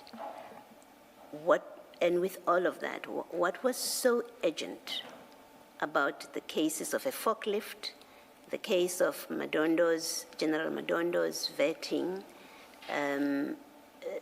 General Kumalo's vetting, and General Masemula? What was so urgent that things had to happen within hours? Because that's what you did with the Western Cape, that's what you do with Gauteng, and your correspondence to the minister and the minister's chief of staff on the same day writes to the SAPs. But I want to hear from your perspective, what was so urgent that it had to happen within 24 hours? If I may, Commissioner? Thank you. What was important to me about this is that on the basis of what I've seen, and these are only allegations, like I say, I wanted it followed up by an investigation, is that there's a possibility that at the very top of crime intelligence, people are A, stealing, B, promoting people with criminal records to top positions. And like you said, it just seemed to stink, and I wanted it clean. They don't know where the drug dealers are in Cape Town. They don't know where the guns are in Cape Town. One police officer can sell 2,700 guns to the gangs in Cape Town, and crime intelligence doesn't know. So for me, this was important. If we can't detect crime, we can't fight crime. And if we have incompetent and compromised people at crime intelligence, we might as well close the place. Yeah, okay, that was important to me. Yeah, no, you haven't answered my question about why was it urgent in this case. Why was it urgent? And the agent of 24 hours, I'm not talking agent generally, I'm talking agent of 24 hours, that your complaint about General Madondo and her vetting and her polygraph should be investigated and be finished within 24 hours. The same with General Kumalo. It's that, my question is that direct. Why in this case was it the urgency of within 24 hours you needed to have? You haven't given them documents, by the way. You've just done an A1 statement. You are not answering my question. what made this so urgent that within 24 hours, you're escalating things to the minister? If I may, is this the Gauteng one? The first case that I laid, the first batch of cases I laid in Cape Town, I sent the minister an email. Then I laid the cases again, and I'm triggered. I understand that. So when you first laid a case in Cape Town, you sent an email to the minister. That it is alleged that my documents have gone missing. I sent that email. Then Before the 1st time, of November. there was a 10-day gap between the emails, if I remember correctly. If I can check, will you allow me to check? Yeah. Thank you. It's your answer, please, to check. Please, let me just get this right. Let me just get this right. I don't want to get this wrong. Just keep, if the commission will just allow me. Oh, I need to go into this thing now.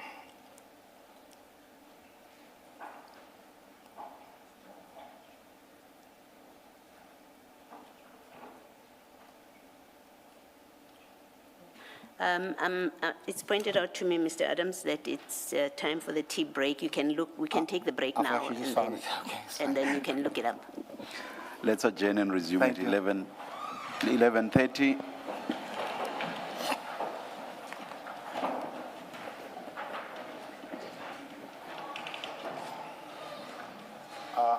Commissioner, this got promoted.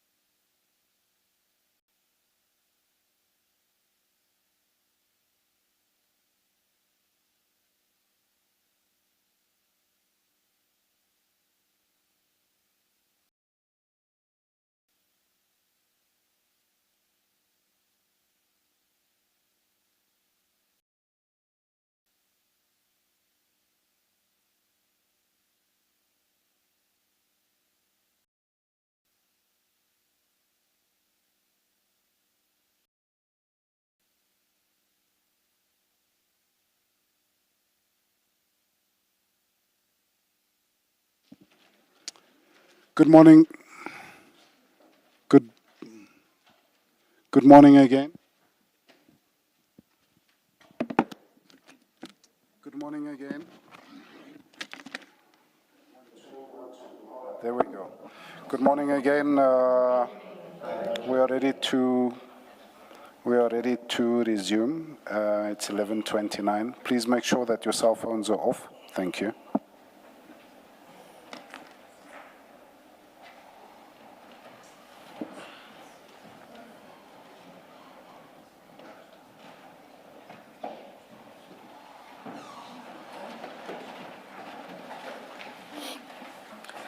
Mr. Adams, Commissioner Baloyi asked you about an email and you were looking for it. Yes, Commissioner. Thank you, Commissioner Baloyi.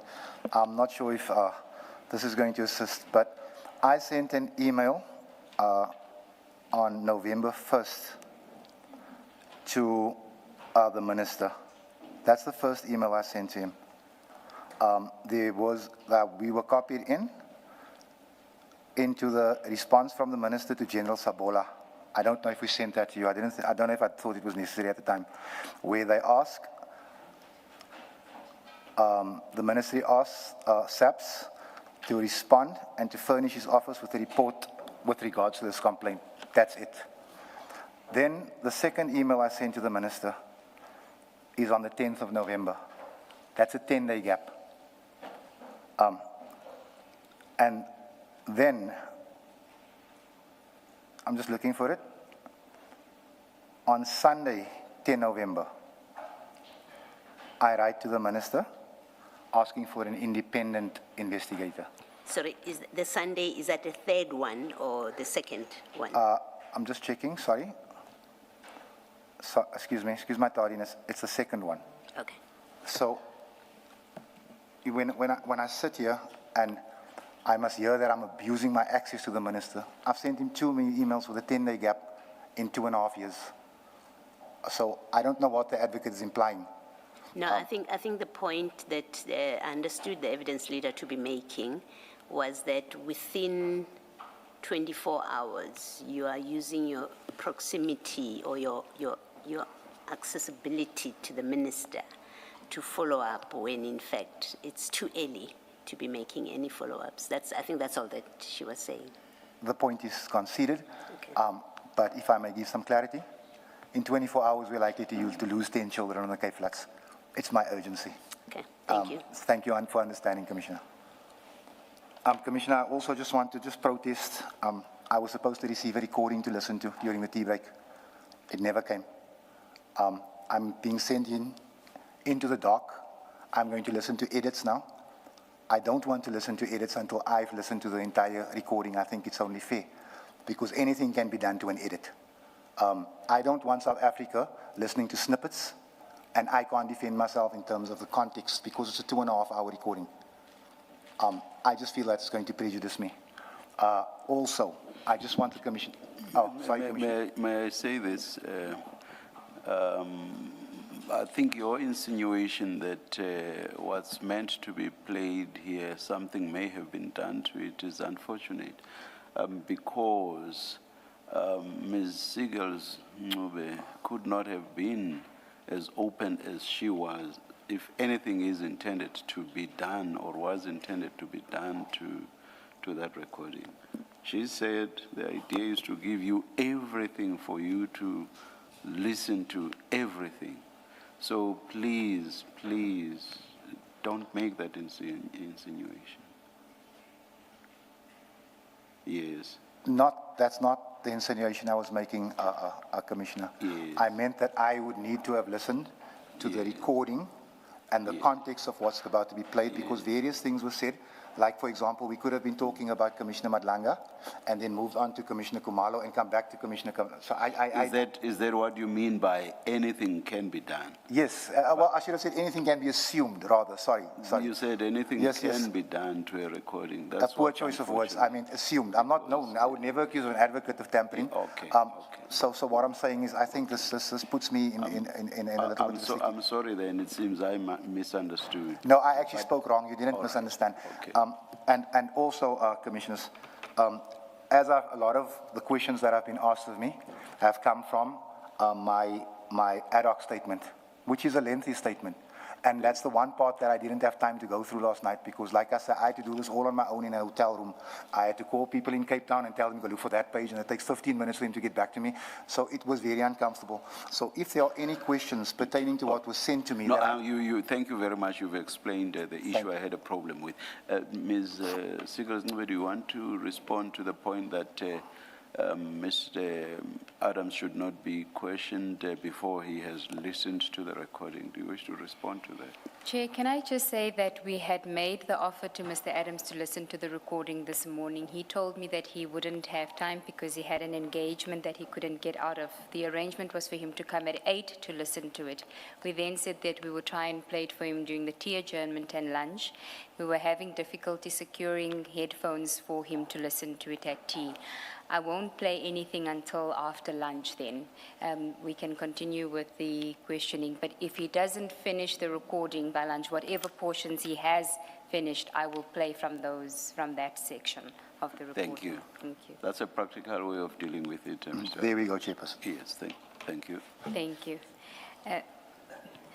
Mr. Adams, I think that when you refer to the criticism that General Mkwanazi made about within an hour, in less than an hour, the minister responds to your email. So you wake up at the crack of dawn and then the minister responds. It's not the email of 1 and 10 November. It's the immediacy of you send the email on the 1st of November at 8:21, and then shortly thereafter, the minister's chief of staff, Mr. Nkabinde, responds to it. That is what he was referring to. Not that you do have a 10-day gap or a 9-day gap, as you say, but that 9-day gap has context, which we will get to. So if we can just continue with the emails that we were dealing with at 3977, which is 9B. I have it. You'll recall that the email from Ms. Frenchman on your behalf is at 8:21. You Yes, see ma'am. at the bottom. I do. And then just above that email, so your email comes at 8:21. Above that email is another email from Ms. Frenchman to Mr. Nkabinde. Do you see that? Above the email from Ms. Frenchman on November 1st, 8:21, I see an email from Mr. Nkabinde. No. Let's just start from the bottom. Yes. There is the first email, which is at 8:21, from Ms. Frenchman to you. Yes. From Ms. Frenchman to the minister. Yes, ma'am. That says charges laid by NCC. Right, and then we had gone to 3978. Yeah, and it's also on the screen in front of you. Oh, yeah, Yes, I can't yeah. see that. That's Okay. not focused here. Yes, so on 3978, you will see it was on your behalf, right? ma'am. We dealt with that one. It was not, if I may, it was not on my behalf. That is me typing this. From her email address? My laptop. Okay. And then just above that email, there's another email from her, or from her email address. So now we know that you're the one that actually sent the first email. And the second email. Okay, so the second email is what I'm what I'm interested in. It's from Sakina Frenchman at 8:25, so 4 minutes after the first email, to Mr. Nkabinde. And it's forwarding the email of 8:21. Do you see that? I see that. Why did you have to forward this email to Mr. Nkabinde after you had already sent it to the minister at 8:21? After I sent my first email, this is the first email, I received a call from Mr. Nkabinde like almost immediately. And he asked me in future, copy me in or send to me. Oh, did he say that the minister got the email and asked you, or did he say he has access to the minister's emails? We never had that conversation. Look, it's the chief of staff of the minister. He's the minister's right hand. He said to me, do me a favor, copy me in or send the emails to me. Okay, so you then forward the email to him. Yes, ma'am. And that's at 8:25. Yes, And ma'am. then at 9:04, he responds to the email. Page? The same page, above, just above that Oh. email from Mr. Nkabinde. And you see he's forwarding the email, your email. Yes, I see it now. Okay. You wouldn't have had access to that. You wouldn't have seen that he had forwarded your email to Major General Sabola. I can check for you. I think he may have. Or he would have later forwarded it to you to say that it's being attended to. Something like that. I believe we had some type of correspondence like that. Okay, but on the 1st of November at 9:04, so your complaint comes in at 8:21. At 9:04, he's responding and he's giving an instruction to Major General Sabola to look into your complaint, and that it says, in order for the ministry to respond accordingly, please furnish this office with a report in responding to this complaint and the details of the investigating officer who was assigned to investigating these cases. Your report is expected on Monday, 4 November 2024 at 3 o'clock. So that is when he's expecting a report from Major General Sabola on your complaint. Yes, ma'am. And you say he would have communicated to you that it's being attended to? I think he may have forwarded this email to me. I am familiar. I seem to be familiar with the contents of this email. Okay. Then the email above that, which is on page, it starts on page 3976, at the bottom of 3976. Yes, ma'am. The emails are being then forwarded to, can you see who it is CC'd? CC Divisional Commissioner Inspectorate. I see that. Okay. We don't know who the recipient is because we all have, I think, redacted versions of this email, unless the commissioners have an unredacted one. But this is how we had received. But wasn't that Divisional Commissioner General Jacob? That's correct, Chair, but we don't know if he was, if it's somebody in his office that had received it, okay. because there's a response which also from somebody from the Divisional Commissioner's office. But we know it goes to the Divisional Commissioner, which is General Jacobs.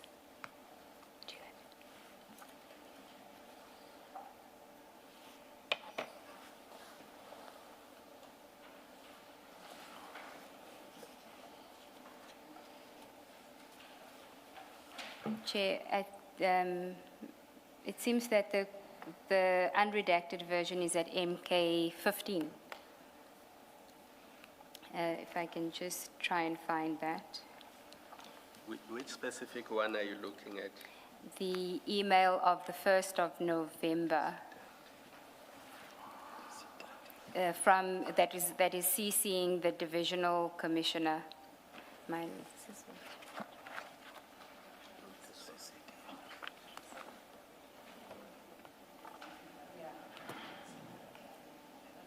If you have your original MK15, then it should have it. You can stay on the page that I'd referred you to.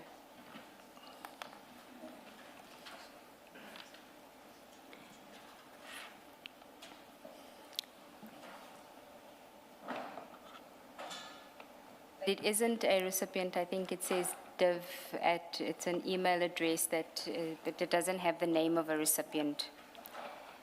But it does go to the Divisional Commissioner Inspectorate, okay?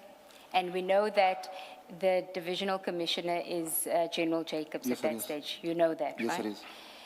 And if we then go to the email above that, on the same page 3976, there's a National Inspectorate, Bopela, to Mark Hankel, Major General, and it's forwarding the same email, CCing the Divisional Commissioner, and says, "Good day, General. Please find an email for Lieutenant Colonel Setati for urgent attention as directed by the National Commissioner." After receiving the email, it was followed by a call to humbly request for feedback to be submitted on or before 12 o'clock on Monday, 4th November 2024.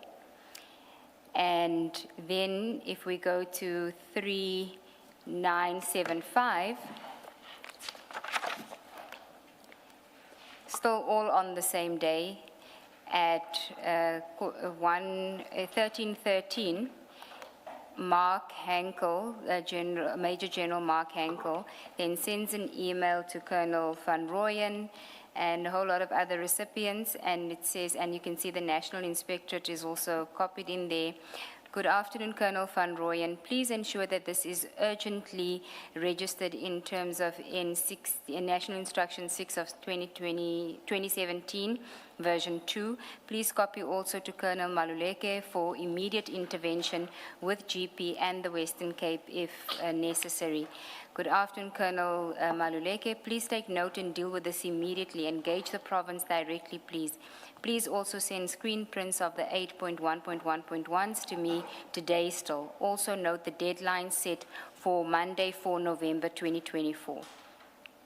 Then what follows is a report that comes from Colonel Phillips, who is in General Jacobs' office at the Divisional Commissioner Inspectorate.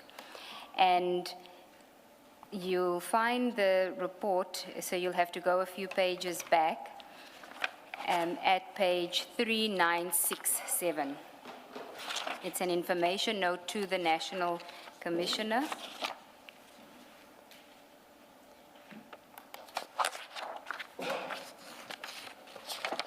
I have it, thank you. Okay. Now, if we go to 3974, I just want you to look at who it's from, signed by.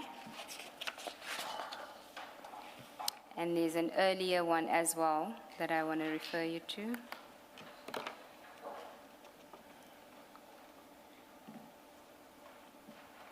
If you'll just bear with me, I want to take you to the earlier version. Can I ask you to instead go to 3846 for me? 3846. Yes, in the sequence file 9B.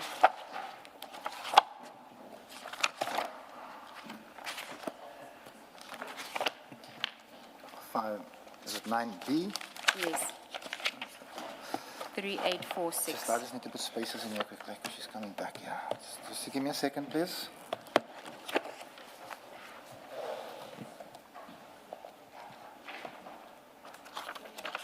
9B. 3846. Is it? Funny.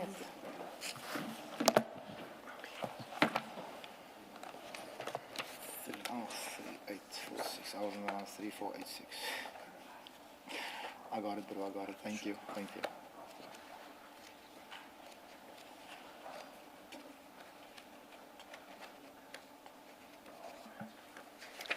Do you have it? I do. Thank you. Sorry about that. No, that's fine. So it is an information. You said 3846. 3846. It's an information note to the Divisional Commissioner Legal Services. Do you see that? I do. It says the purpose of this information note is to obtain the approval of the Divisional Commissioner for a response to the Divisional Commissioner Inspectorate on whether the required elements of a crime are contained in the dockets that were opened by Mr. Adams. And then what it refers to under background is the request from the Divisional Commissioner dated 20 November 2024 bears reference. It says 2.2 Annexure A, the 6 dockets in question and a statement from Colonel Phillip, who is responsible for investigating service complaints received at the inspectorate, were submitted to the Division Legal Services. And so I don't want to focus on that report. I want to focus on what Colonel Phillips reports. And for that, I just need you to go to page 3852.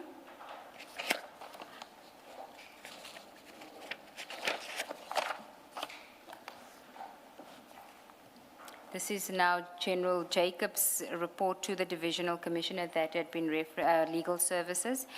And the purpose of the information note is to provide information on a concern leveled in the email received via F. Adams, MP, and after referred to as the complainant, and for your office to provide a legal opinion of criminal dockets opened by the complainant. And he says background 2.1, the complainant sent an email to the Office of the Minister of Police wherein the complainant alleged the following, and it sets out what you had alleged. And on page 3854, He says, if your office is in support of the request, please find the dockets for perusal. And it's dated the 20th of November, 2024. Do you see that? I do, sorry. Yes. Sorry, Advocate. Yes. Now go to page 3855. This is now Colonel Phillips' report.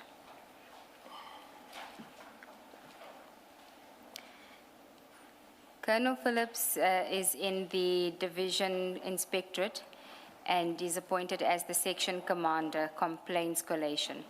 He says in paragraph 2, as part of my duties, I also assist investigations of service complaints received at Division Inspectorate. I was tasked to assist in, and he mentions the case numbers, a service complaint leveled by Fadiel Adams, wherein he alleged that the SAPS provincial officers had interfered in the investigation of criminal dockets opened at Cape Town Central SAPS and Orlando SAPS. The allegations contained in the criminal dockets are directed at senior officers attached to the division, crime intelligence.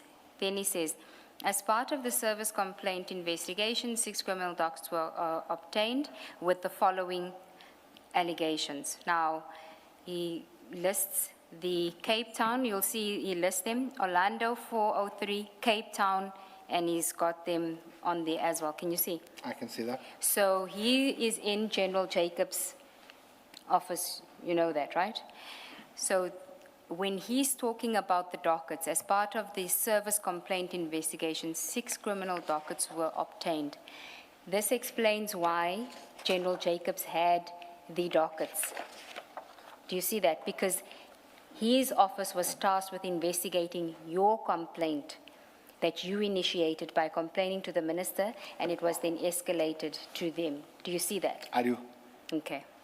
So for you to say the dockets were found in General Jacobs' safe, why do you think that there would be anything sinister about that when you know that you complained to the minister and that it had been investigated? And you said that Mr. Kabinde had told you that your complaint was being investigated. So why would you find it sinister that General Jacobs, who is investigating a service complaint made by you to the minister, would have those dockets? If I may? The complaint to the minister is not service delivery related. I'm telling the minister my dockets have been intercepted. That, in my view, is criminal. Now, if you look at the emails from Mr. Nkabinde, I'm not copying in on any one of them, so I don't know of a service delivery investigation that's going on until Colonel Phillips calls me. So what I'm saying is, yes, there was an investigation, but as per the SAPS protocol, the complainant comes in, he lays a charge. That docket is sent to the head of detectives. He assigns investigators. You hear from that investigator. Province cannot take a document before it gets to the head of detectives. And even so, they didn't notify me of this. Now, when you say that the dockets are with General Jacobs, I can read it here. Yes. But how are the dockets to be investigated if it's in Pretoria? I would also question, and I'm not an expert in this policy, and again, I'm missing Andre right now. If there is any rule in the SAPS rule book that allows you to transfer a docket out of Cape Town to where, or across provinces, because they are so strict on chain of custody, or supposed to be strict. This is confusing to me. Now, I understand, Advocate, exactly what you're saying, and you're showing it to me on paper, and the state signatures, everything, that's perfect. But please understand my concern. I know for a fact where the docket is supposed to go from here till there till there. Now, when the provincial office gets involved without notifying me, then this is a concern. Now, again, I'm not saying anyone is guilty of anything. I'm saying I was concerned and therefore I acted. Which province are you referring to? Because you've got dockets in both provinces, in two I'm talking about the Cape Town dockets ending up in Pretoria. Yes, but you've told the minister that your dockets have been intercepted. You're asking for the minister to intervene to ensure that the investigation process, the integrity of the investigations is maintained, right? Yes. So that then gets activated. The minister's office engages with the inspectorate and they take it further. So they request your dockets in order to look at the dockets, to make an assessment, to see whether there has been interception, and then they make an assessment of the merits of the docket. What's the problem there? the problem again is we've got a fully functional SAPS in the Western Cape, fully functional. I'm sure that the inspectorate has branches right there in the Western Cape. I'm saying to you that in my view, and I'm a layman at this, those dockets should never have ended up in Pretoria. And maybe we must get an expert to consult to advise us on this. I'm just confused. No, but how can you say they should not have ended up in Pretoria? You've escalated the matter to Pretoria. You've taken it out of Cape Town to Orlando and Langlaagte, and then you escalate it to the minister. How can you then say they should not have ended up? Otherwise, how does National investigate your complaint to the minister? So you've got a complaint to the minister. What did you expect to happen when you tell the minister, my dockets have been intercepted both in Cape Town and in Gauteng? Mayor? Yes. I expected the minister to take some type of action, and I'm not prescribing the action to him. What upsets me about, not upsets, what confuses me about all of this is I'm asking for an investigation.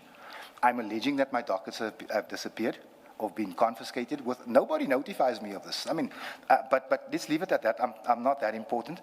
However, when those dockets are transferred to Pretoria, how much investigation can be done?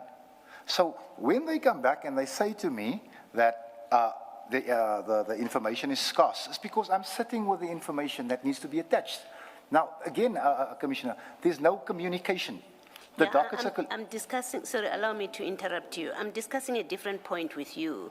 There's a thread in how you deal with that the dockets ended up with General Jacobs in a safe, and it's clear what you've been suggesting about it, something sinister about that, and I'm engaging you on that you've escalated a complaint to the minister.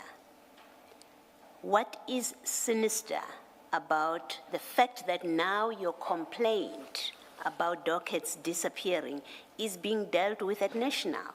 Of course, they have to get the dockets from Cape Town. They have to get the dockets from Orlando to look at what you are complaining about. Why do you suggest that something is sinister about that? If I may. Yes. So where I'm at, Commissioner, and if this makes any sense to you, I'm not aware that Peter Jacobs' office is looking at this. The colonel who called me never told me he works in that office. He said, I'm from the inspectorate. I thought it was Western Cape. And this is why I never took the meeting with him, because this investigation is going to get going. In my head, I don't care who's trying to sabotage it. So when I see this now, and I see this as an admission in the paper that we have the docket, I wasn't aware of any of this. Now, what could have avoided all of this confusion is I've always had a very cordial and respectful relationship with General Patikile. He's always had my number, I've always had his. He could have called me and said, hey, Boetie, you're on the wrong track here. That call never happened. There was no communication. Yesterday you said you don't trust him. No.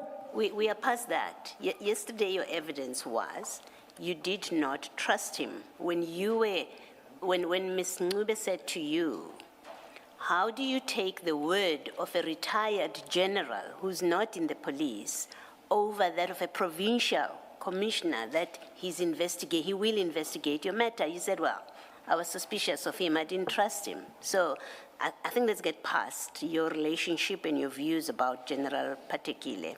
The issue now, and I thought we are getting to closing it, that now that you know, maybe you didn't know at the time, now that you know that your complaint to the minister was escalated to a point where now General Jacobs, the inspectorate, who's at National, is in looking into the matter, because now you've got the records in front of you, are you prepared to accept that this is perhaps another case where you acted and formed views, actually, too quickly without the facts? You're blaming it on communication. Maybe they should have told you, and they did not. But now that you see that, in fact, there was an investigation following your escalation, that the suggestion that there was something sinister about these dockets being with General Jacobs is, in fact, incorrect or even unfair to him. You may comment. I just first want to say that Commissioner Kumalo is smiling at me, which makes me worried. And then I want to say that I see it on paper, can't dispute it. I say it again, Commissioner, an email or a telephone call. And also, I will not dispute the fact that I said I didn't trust General Patikile. But if he had sent me an email saying this thing is being investigated by the Office of X, Y, and Z, I would have had proof of something, tangible proof, and I wouldn't have moved. But none of that happened, and that just made me more suspicious of anything. Thank you. So thank you very much for bringing that part. Just to be sure, so you say the relationship between you and General Patekile was cordial? It was. It was. Will you be going to the Section 27 referral affidavit that we have? Yes, Chief. All right, thank you. I just want, Mr. Adams, I think Ms. Ngube will take you through this affidavit of Colonel Phillips, but you will see as you go through it, they were trying to call you to explain why they want to speak to you about the docket. So if you go through the affidavit, you'll see that there were attempts to call you and explain all of these things. But the long short of this is that the reason there was no interception of dockets. One, the only reason the dockets ended up in Pretoria is because there was an investigation of a complaint that you had laid with the minister's office. And there were people who then needed to report to the minister at 48 hours notice. So they get an email on Friday. They are instructed that by Monday, they must give the minister a comprehensive report dealing with your complaint. And for that purpose, the dockets had to be called so that they could be investigated and a report could be provided to the minister. That's why those dockets ended up where they ended up, not for the reason that you initially advanced, that they were intercepted for sinister reasons. Dockets had to be called to investigate your complaint. That's really what happened. Or at least that's what these documents and these affidavits show. Are you now prepared to accept that, having seen these documents? I accepted that a few minutes ago, my commissioner. And also, I will not deny that Colonel Phillips attempted to call me on about 4 occasions, and I brushed him off because I didn't trust that. And however, and there's my disclaimer, after the investigation is completed, the dockets are not returned to Cape Town, but that will be my last point on that. We'll walk away from that. Thank you. Thank you, Mr. So let's just go then to what Colonel Phillips says the exercise he undertook to engage you. 3858? 3856. 56.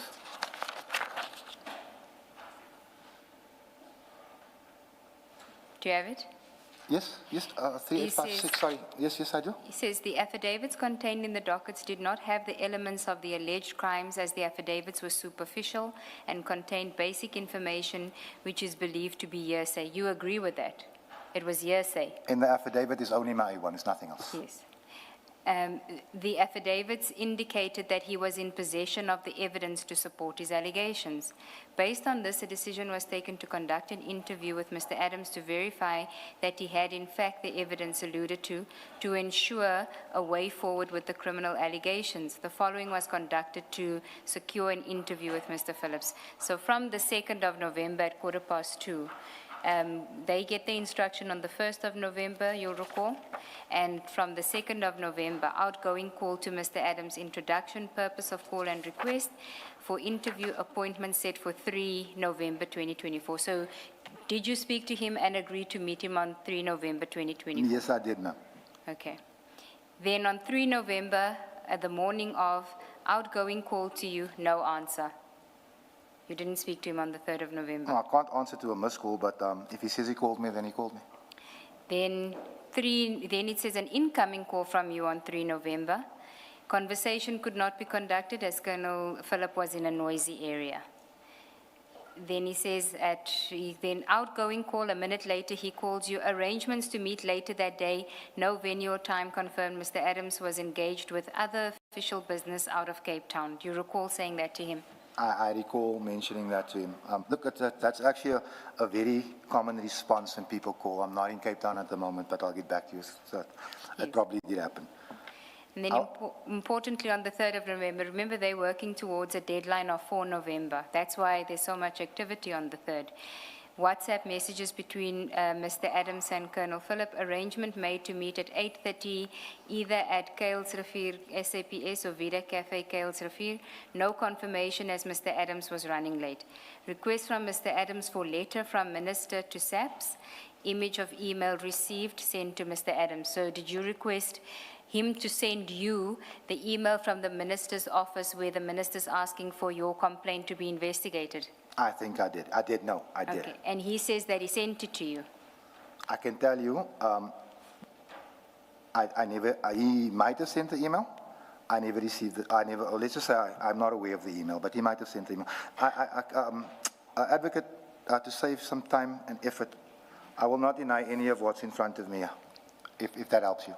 Yes, because he said he sent you an image, which means it would have been a photo. And remember, you said that you recall seeing the correspondence about Major General Sabola, that your matter was being attended to. And I asked you, would it have been because Mr. Nkabinde would have forwarded to you or told you about it? Is it possible that it was actually Colonel Philip that had sent you a screenshot of it so that you could see that this is the instruction came from the minister for them to investigate the matter? It may well be possible. I wouldn't Okay. discount it.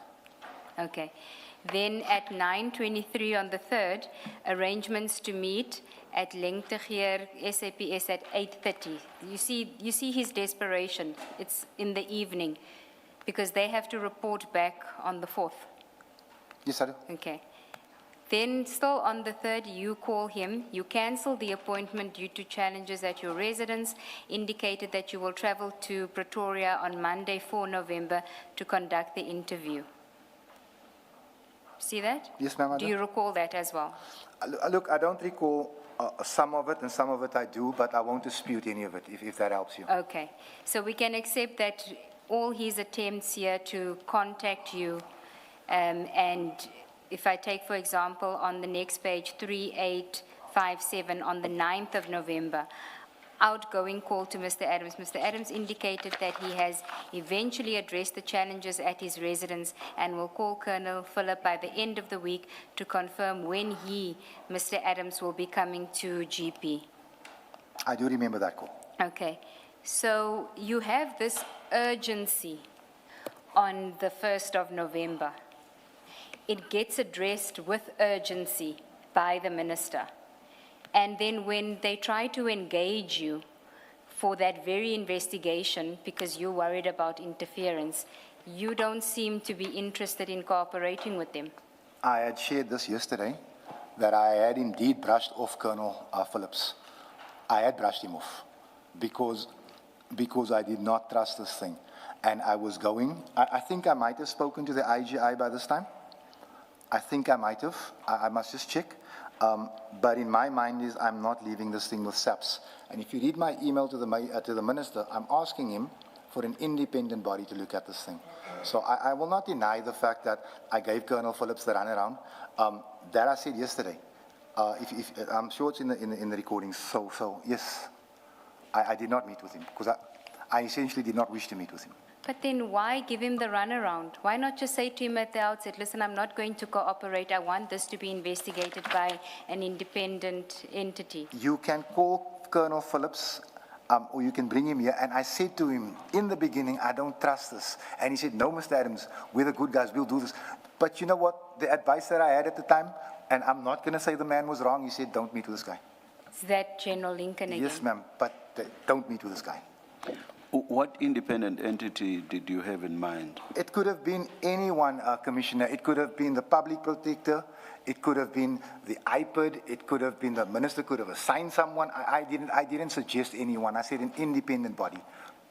Why would it have been the minister who goes to the public protector on your behalf? If you felt that you had a complaint to lay with the public protector, why did you not go to the public protector yourself? That's actually a valid question, and I suppose if I didn't get any joy out of the minister, that would have been my next step. Actually, it wasn't, because you then send your email on the 10th of November to the minister saying you're not happy with the process, right? Let me just check that. We'll get to on page 57 of your bundle, your annexures, file 2. File 2. Part 2. Yes, this is confusing. Okay, what? Page Page 58. 58.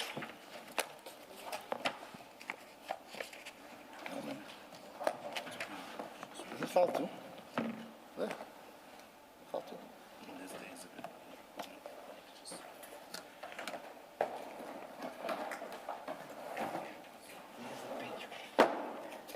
File 2. Thank you.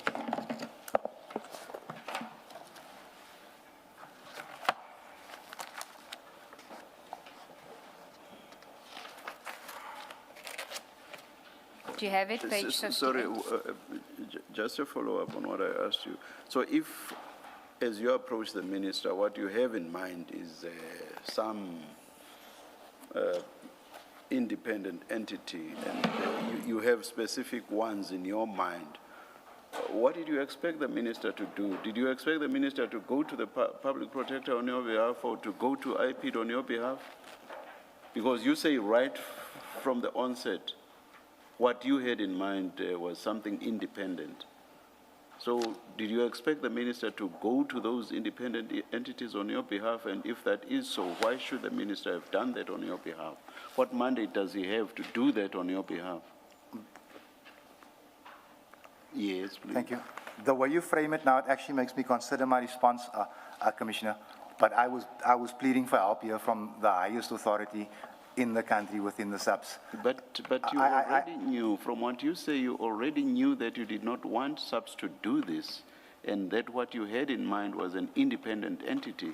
So why must the minister do that for you? What mandate did the minister have to do this on your behalf? He didn't have one, Commissioner. He didn't have one. I do concede your point. So why did you go to the minister? It was the most obvious door to knock on. It's not so obvious. It's not so obvious.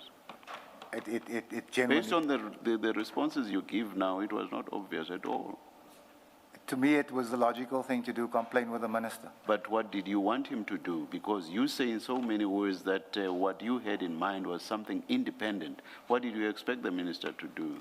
I actually did expect, the minister to approach like he did with the IDAC or the public protector or whichever commission there was.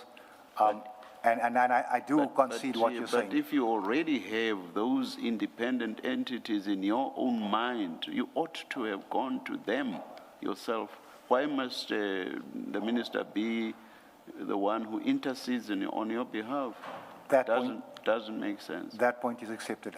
It's conceded, Commissioner. I won't argue. Let me tell you what I think. I think you're not being truthful when you say you expected the minister to go outside of SAPS. I think you're not being truthful.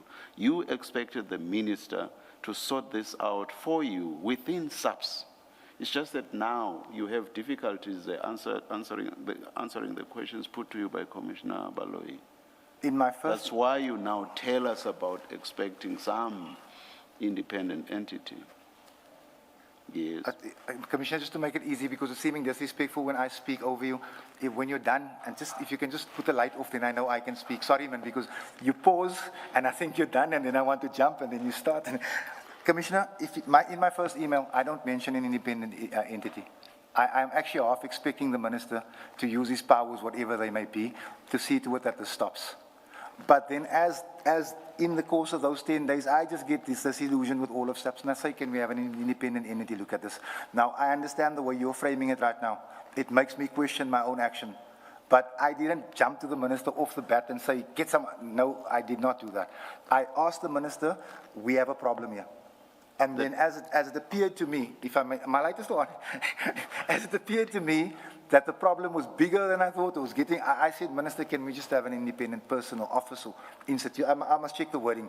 But I didn't ask for, let's say, Saldana SAPS to investigate or the IDAC. I said, can we have an independent body? I think body is the term I use, but I can check the email. But I do consider and concede what you're saying, that I could have been, let me say, more measured in what I did. I will concede to that. The distinct impression it creates to my mind is that at the time you approached the minister, you never had any idea about either the minister himself or just the possibility of an outside entity being approached. You did not have that in your mind. That's the distinct impression I have. But rather, the problem you are facing now is that you are not able to give an explanation as to your conduct. That's the difficulty you have. And that is why you now give us the answers that you've been given. I will leave it at that. Thank you, Chair. So let's just go back to your bundle to page 58. I am on 58, thank you. So this is the email you sent to the minister on the 10th of November. And you say, dear Maybe. Minister, to Mr. Nkabinde, thank you, Commissioner Baloyi. Do you see that? Yes. Okay, and it's on Sunday, the 10th of November at 1922. Investigation into cases. Dear Sir, in the matter of the below cases, and you list that, these are the Valeria and Langlaagte cases, Orlando and Langlaagte. Please note that I, Fadiel Adams, request an independent investigator or body to investigate the cases I have laid. I make this request as your National Commission has claimed all is above board in the case of the allegations made against Major General Khumalo.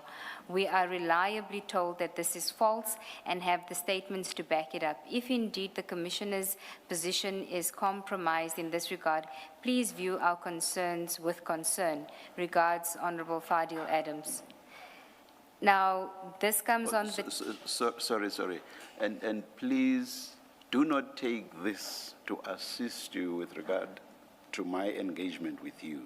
What I was talking about was as at the time you write to the minister for the first time, the very first time, so that 9 days later, on the 10th, you now make a request for something independent to be done. It doesn't assist you in the engagement I had with you earlier, which related to the 1st of November.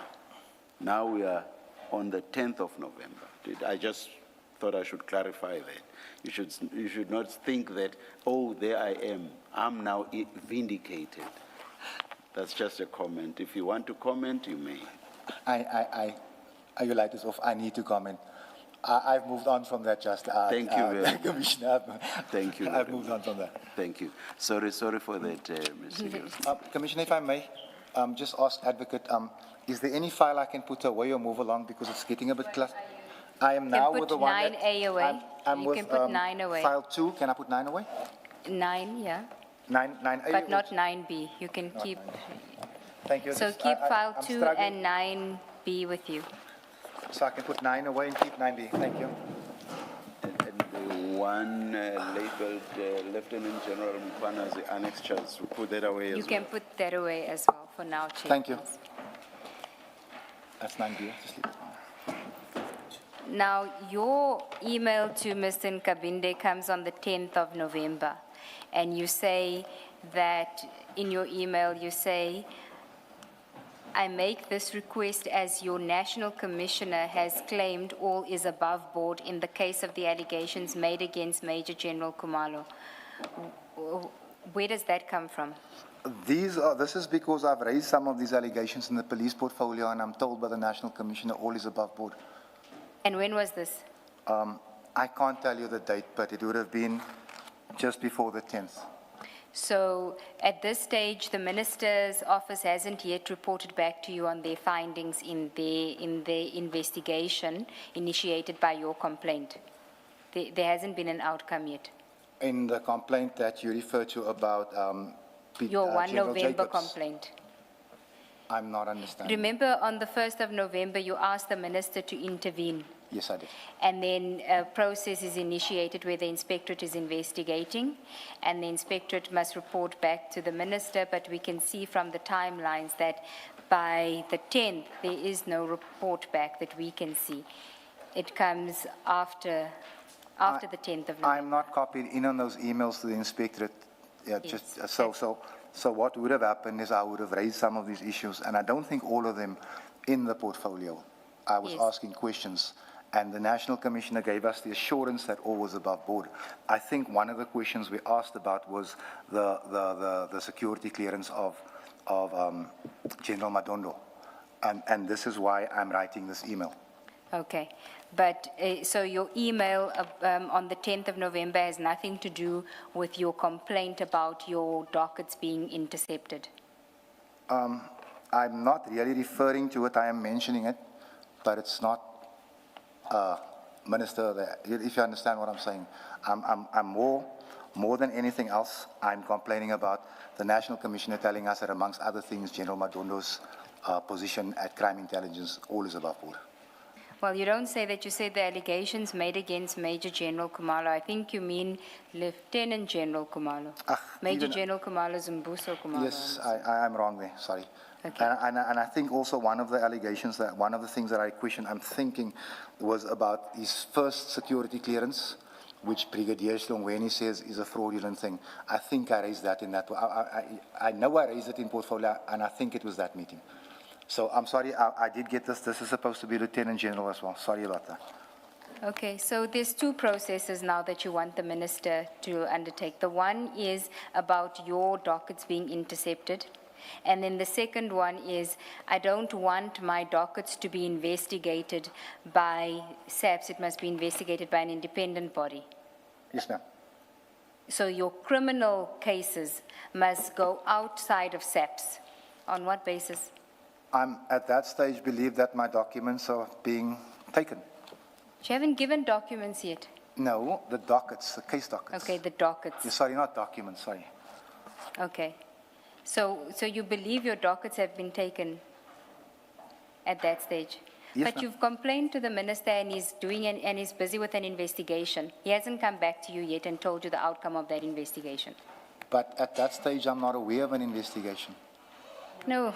But you must be aware, because on the exchange with Ms. Ncube, you see there are calls between you and Colonel Phillips. So Yes. you are talking and you're making appointments which you don't honor. So between the 1st and the 10th of November, you do become aware that an investigation is happening. Or at least an attempt is being made to sit down with you about those dockets. You're like, just to clarify, Colonel Phillips never told me that he was from the national office. He never told me that he was coming from the office of Lieutenant General Jacobs. And maybe it's not, maybe didn't need to. I'm under the impression that he's with Western Cape SAPS. I'm also under the impression that Western Cape SAPS are the people that came to come fetch my dockets. This is why I'm saying I'm not aware of the investigation from national. Yeah, you may not have been aware that it's national that's doing the investigation, but you are aware an investigation is happening. You suspect that Colonel Phillips is from the Western Cape. That's not the point. The point is you do become aware after the 1st of November, or from the 1st of November, you do become aware that there is an investigation because you've referred to the matter for investigation. And yet on the 10th, in fact, in that intervening period, you are the reason that no meeting happens because you are unavailable. You say, I'm unavailable, I'll come back to you. So you're the one that's causing that there's a delay in a sit down with you. And yet on the 10th, you now want an independent body or investigator to investigate when you know there's an investigation. Commissioner, thank you. Commissioner, I understand that I'm the one that muddied the water. I've got the paperwork in front of me. I understand and I accept that I'm the one that muddied the water. But when Colonel Phillips calls me, I'm under the impression this is part of a cover-up, and this is why I don't speak to him. This is why I brushed him off. I don't deny it. I do not.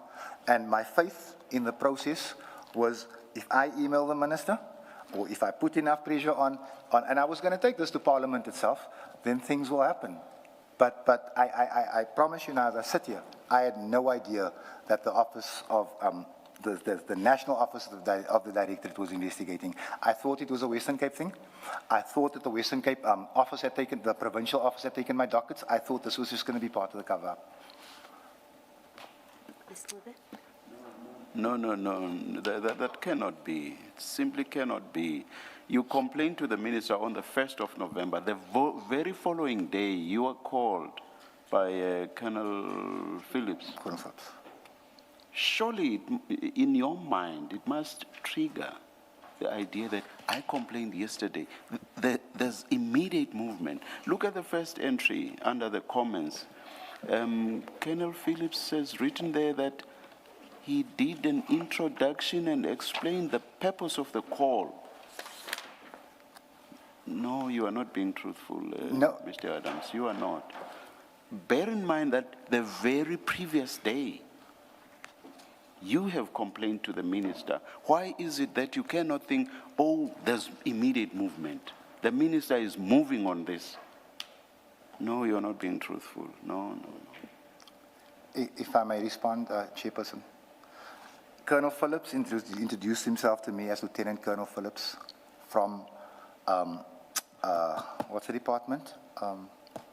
Inspectorate. Which my understanding is service delivery related.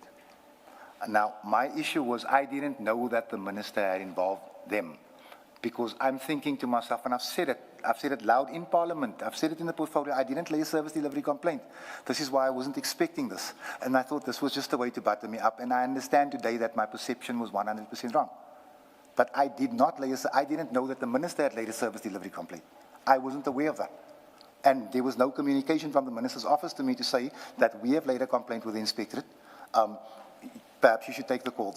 Well, not perhaps you should take it, but they didn't inform me of this. So I was just giving this man the brush off, thinking that we'll get to the bottom of this. No. Now, I understand. But he says he explained the purpose of the call. He would either be lying or would have told you a wrong purpose of the call. He says he explained the purpose of the call. Look at that entry.